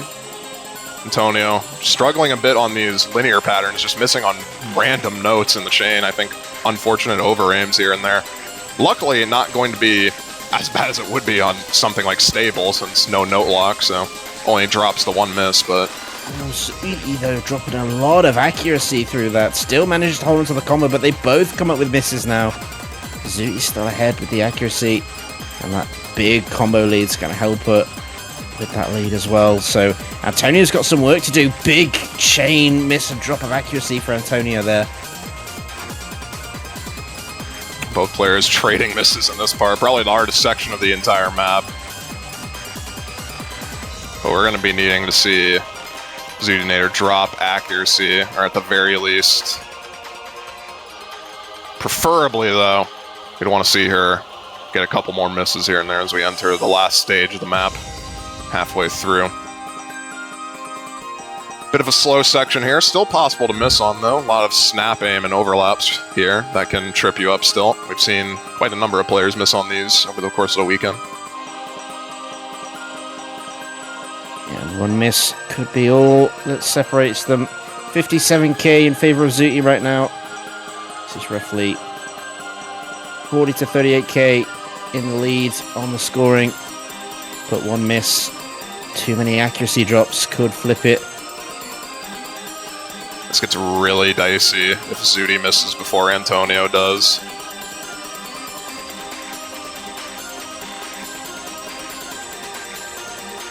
We're going to be entering the next hard part here. We'll probably see, realistically speaking, both these players trade. There goes Zudi. Antonio trades it immediately after, but that does take into the deficit. The accuracy from those 1/8 kick sliders is going to be keeping Zudi in the lead for now, but get into the last and most hard part of this map. Anything can happen from here on out. And it's Antonio who's coming up just a little bit too short at the moment. Back up to 57k and is rising for Zudinator right now. 30 seconds left on the map. She's looking in the clear. This is deceptively hard. This section is really deceptively hard, so we'll see if anyone misses here. Because if they do manage to miss, there's still plenty of map remaining. I think both these players are going to be hitting this section. Seems like they've... That's actually kind of surprised. I'm kind of surprised both of them hit that section, honestly, which should solidify Zudi as the winner here. Nothing else really to miss on.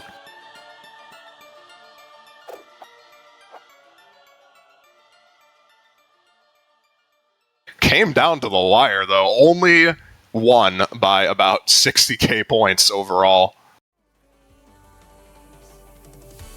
Yeah, a crazy close performance for both of these vicious opponents, but it is Zudi that comes out on top, but only just.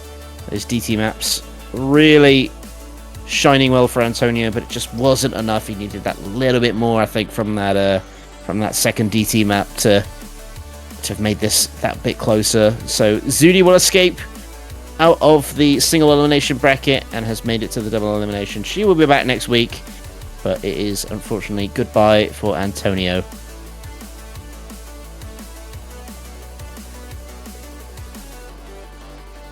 That does it for us for today. Like I said, still one more match to go. That's going to be Amacetic versus Enri, happening at 13 UTC. It's going to be happening on Monday, so as you do, be sure to stay tuned for that. Map Pool Showcase for the quarterfinal bracket will be happening pretty much immediately after that match, or shortly after. One of the two. It will be happening on that day, though. For now, though, that's going to do it for us. It's been The Marsh and Fire Eat. We'll be seeing you guys tomorrow for the last match of the round of 16.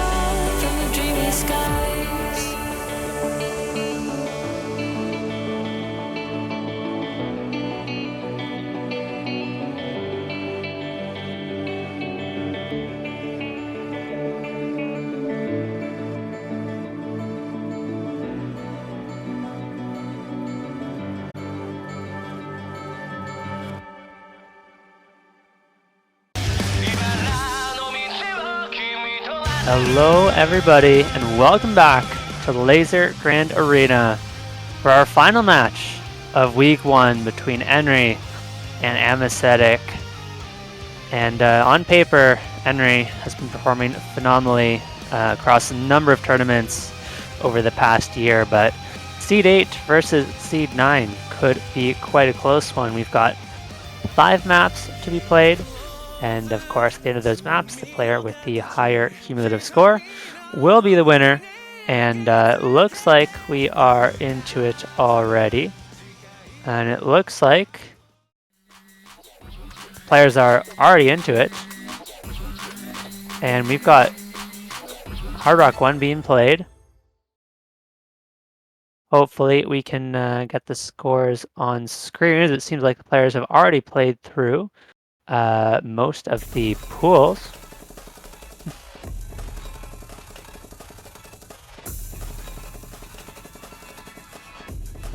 I was under the impression this match was scheduled to start 5 minutes ago, but here we are. Of course, now in Lazer, it is just going to be me, iFlame, for this one. And maybe a very short stream, but Anesthetic off to a very solid start, as with this pick should be relatively easy, at least for the first 30 seconds of the map. But into the first Ki, things are really going to start to pick up. Into the build-up now. This is where we could start to see misses after this next slower slider section.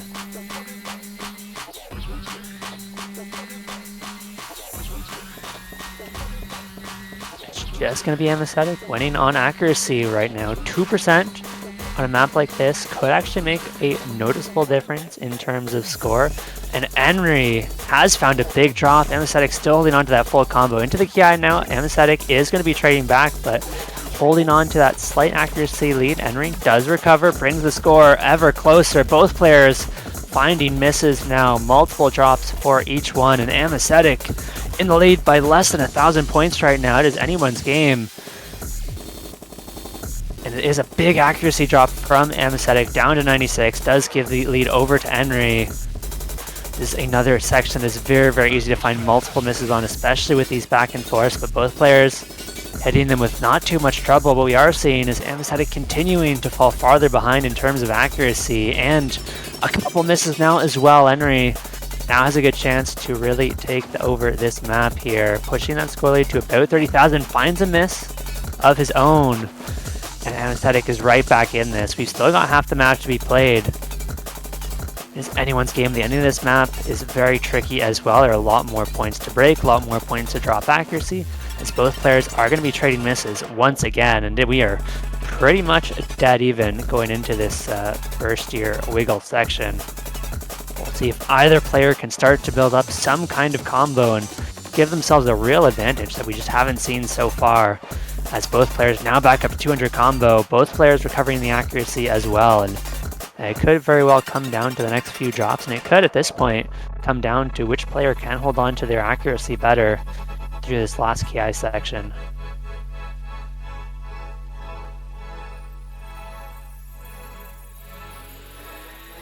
$30,000 points at the break. Anesthetic plenty of time to make that up with a stronger finish to this map and to the match. This is, once again, I believe, the last map here.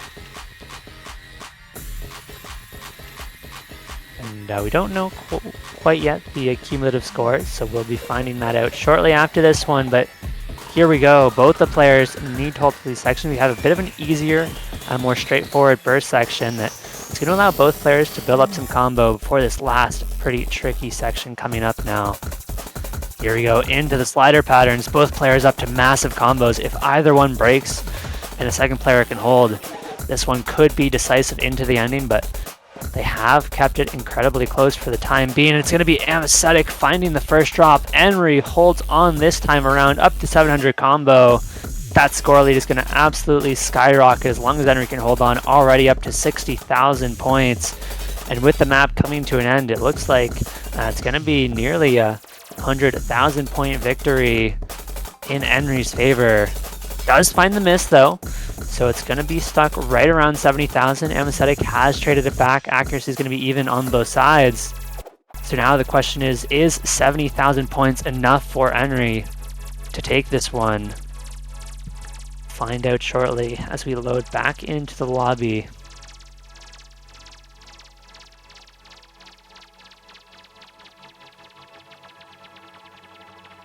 And now, just waiting for that confirmation.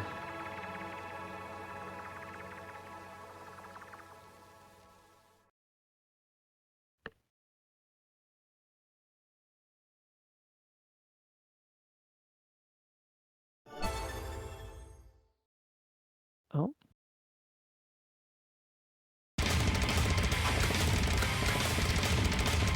Okay, we're back into No Mod 2 then.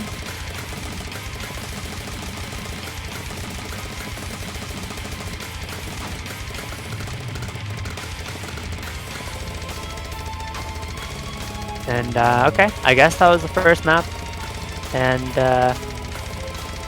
it's just a graphical issue. I'm not sure what they were talking about before with the ref, but in that case it will just be Henry with a small lead early on, and now it's going to be Anesthetic off to a very small lead in this No Mod 2 here.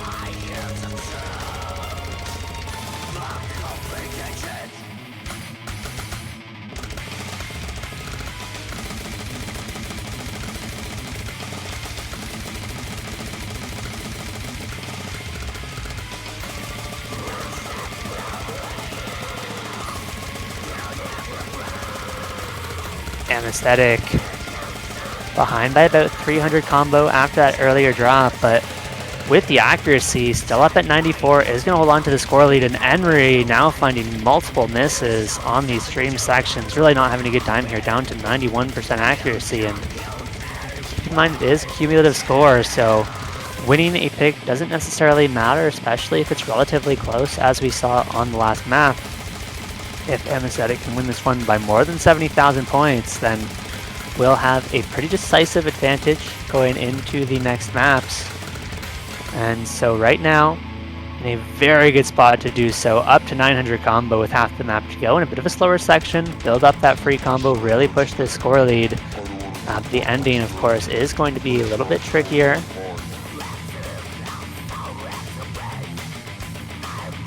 It is a miss from Anesthetic. So that score lead should stay pretty stagnant. It is the pretty sizable combo advantage from Henry, but does find the miss now and continues to be a massive accuracy advantage for Anesthetic, currently sitting at about 3%. But with that earlier miss, the score lead should be relatively stagnant, and so Anesthetic gonna have a little bit of a tougher time building up to that 70k mark to even this match out. But that miss from Henry is gonna help out a ton, as now that score lead back up to 70k, and this map is going to be somewhat stamina intensive as we approach the end. Henry finding yet another miss, going to allow Anesthetic to further push this score lead. I believe there is one more tricky stream section coming up into the ending. We could see Anesthetic gaining a lot more score into the ending, especially if we continue to see chain misses from Henry. That 700 combo is going to be worth so much, and there are the continued misses from Henry. The score lead is ballooning very quickly, but Anesthetic does trade the miss back, so that's going to put a stop to the bleeding a little bit as Henry finds some recovery, at least in terms of accuracy. It's all just going to come down to the chain misses. Yes, Anesthetic has secured this map, but now the question is, in a format like this, every chain miss, every score drop into the ending could play a difference here.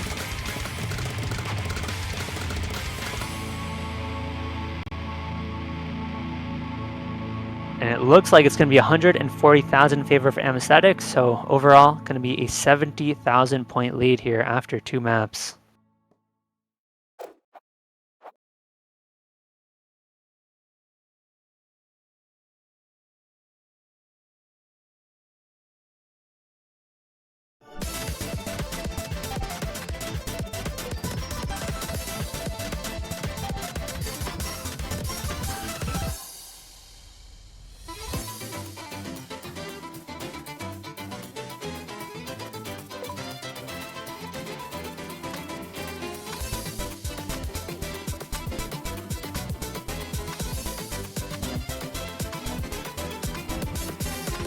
Of course, we've got DT2 up next.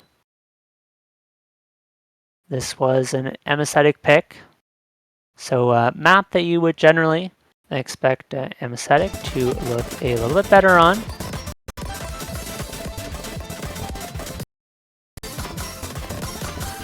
As we are going to see early misses coming out from Henry.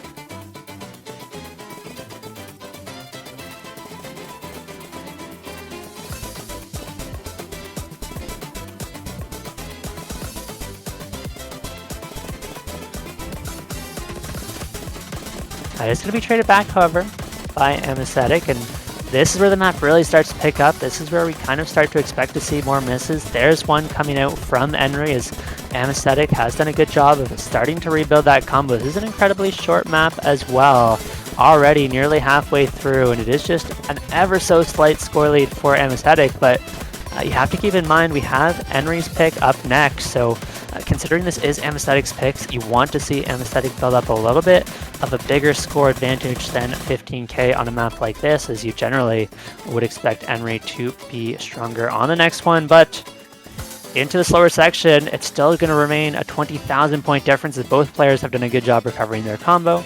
Accuracy is incredibly even across the board, and it's anyone's game.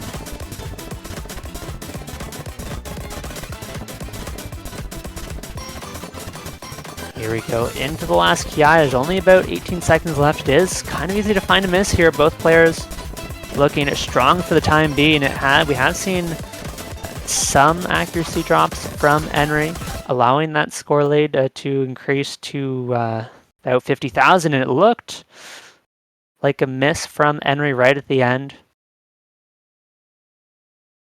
And so now should be 120,000 points in favor of Anesthetic, but this is the problem. Only taking your own pick by 50,000 points. We now have Rigoku Strip coming up. This is a map that suits Enri's style extremely well. We do expect Enri to be able to put up a really, really solid score on this. And so a lot of pressure on Anesthetic to try and match or make up that score difference in the HD1 afterwards.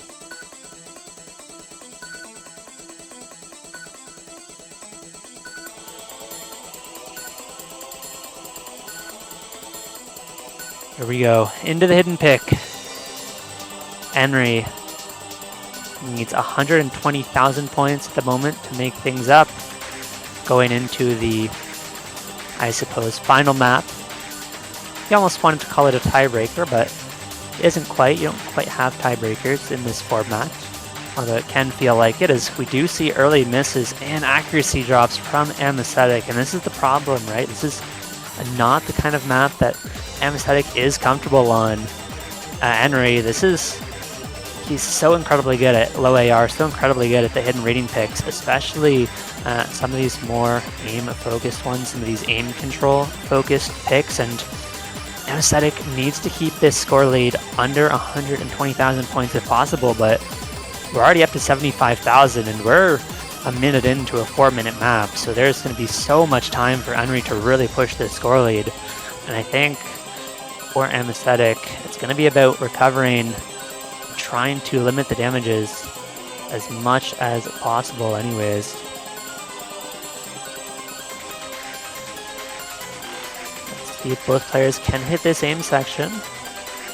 Looking good for now, but then you have another aim control focus section pretty much immediately after. It's very easy to miss on. It is going to be Enri now finding the miss. Anesthetic has a really good chance to bring this score lead back because it is a slower, I shouldn't say slower, maybe a bit of an easier section. It is a lot more focused on the aim, whereas the aim control sections are going to be the tricky ones. And Enri finds yet another miss, continues to drop the accuracy, so that score lead is going to shrink, and Anesthetic now is a really solid shot at keeping this score difference low. Might even have a chance to take over the score lead completely. And that would put Anesthetic in a really strong position going into Hard Rock 1, down to 30,000. And Anesthetic, 700 combo is massive right now, but still half the map to go. It is anybody's pick.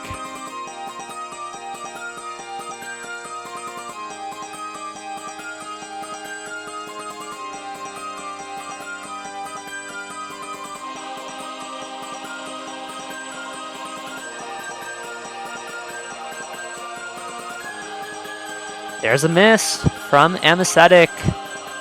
So unfortunately, not going to be taking over the score lead as Enri has recovered nicely, but that's a lot of work done for Anesthetic. You don't necessarily need to win the pick. You just need to keep the score gap close enough to be able to win this match on Hard Rock 1. So cutting this down from 80,000 to 40,000, now 50,000. Earlier in this map is going to be a very big win for Anesthetic. Remember, it was a 120,000 point score lead for this map, so unless Enri wins by 120,000 points, it will be in favor of Anesthetic going into the last map. And we're quite quickly running out of time as there really isn't too much of this map left. Enri finds a miss on pretty much nothing. That's really rough. I mean, got the score lead back up to 70,000, but was really hoping for it to be more than that. And now Anesthetic is going to close the gap a little bit, and we'll find out where things lie shortly as Enri continues to find misses here on that jump section. Anesthetic looking strong on the flow in, not getting caught out by any of those back and forths. And look at that score lead absolutely shrink so rapidly. Oh, there's a big drop from Anesthetic. But it's going to be 50,000 points. Anesthetic may have done enough here on Enri's pick. I believe that should be back down to 70,000 points with only one map to be played.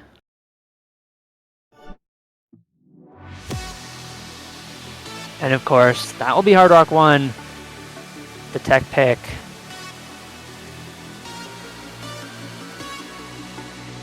And we've seen Hard Rock Pool be untouched so far in this match. We had Henry banning out one of the Hard Rock picks, but neither player wanted to pick the other Hard Rock, and so we will be getting that now. No time to waste. Let's get into our final map. Keep in mind, Anesthetic needs to win this one by, Henry needs to win this one by 70,000 points, 71,000 points to be exact.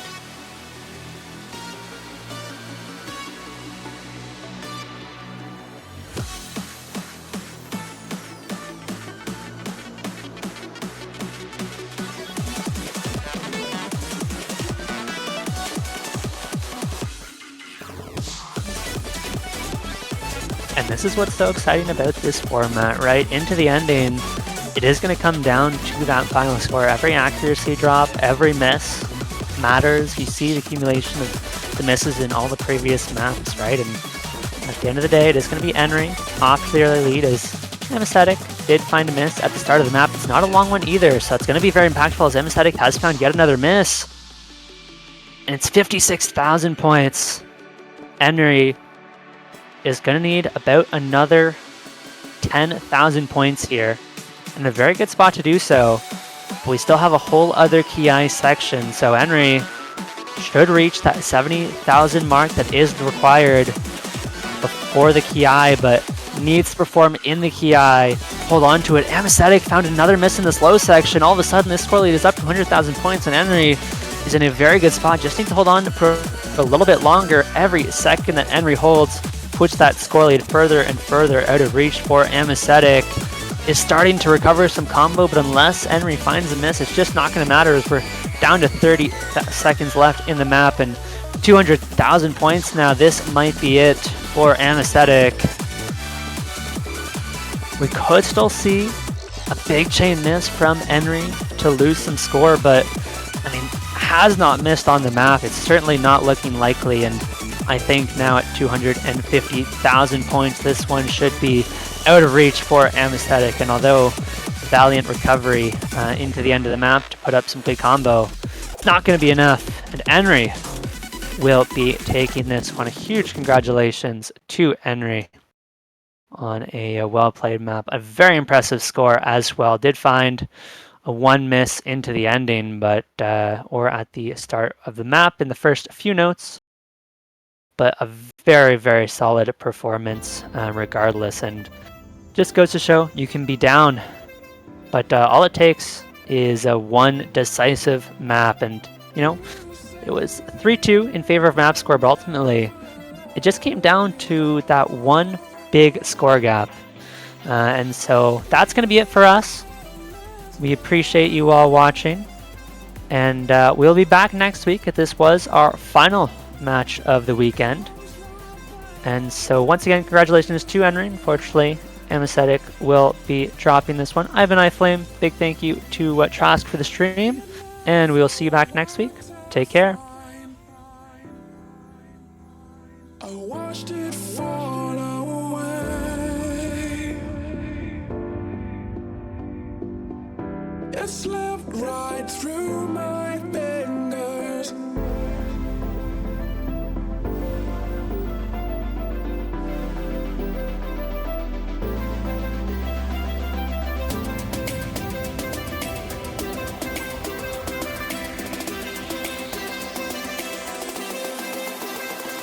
Yeah.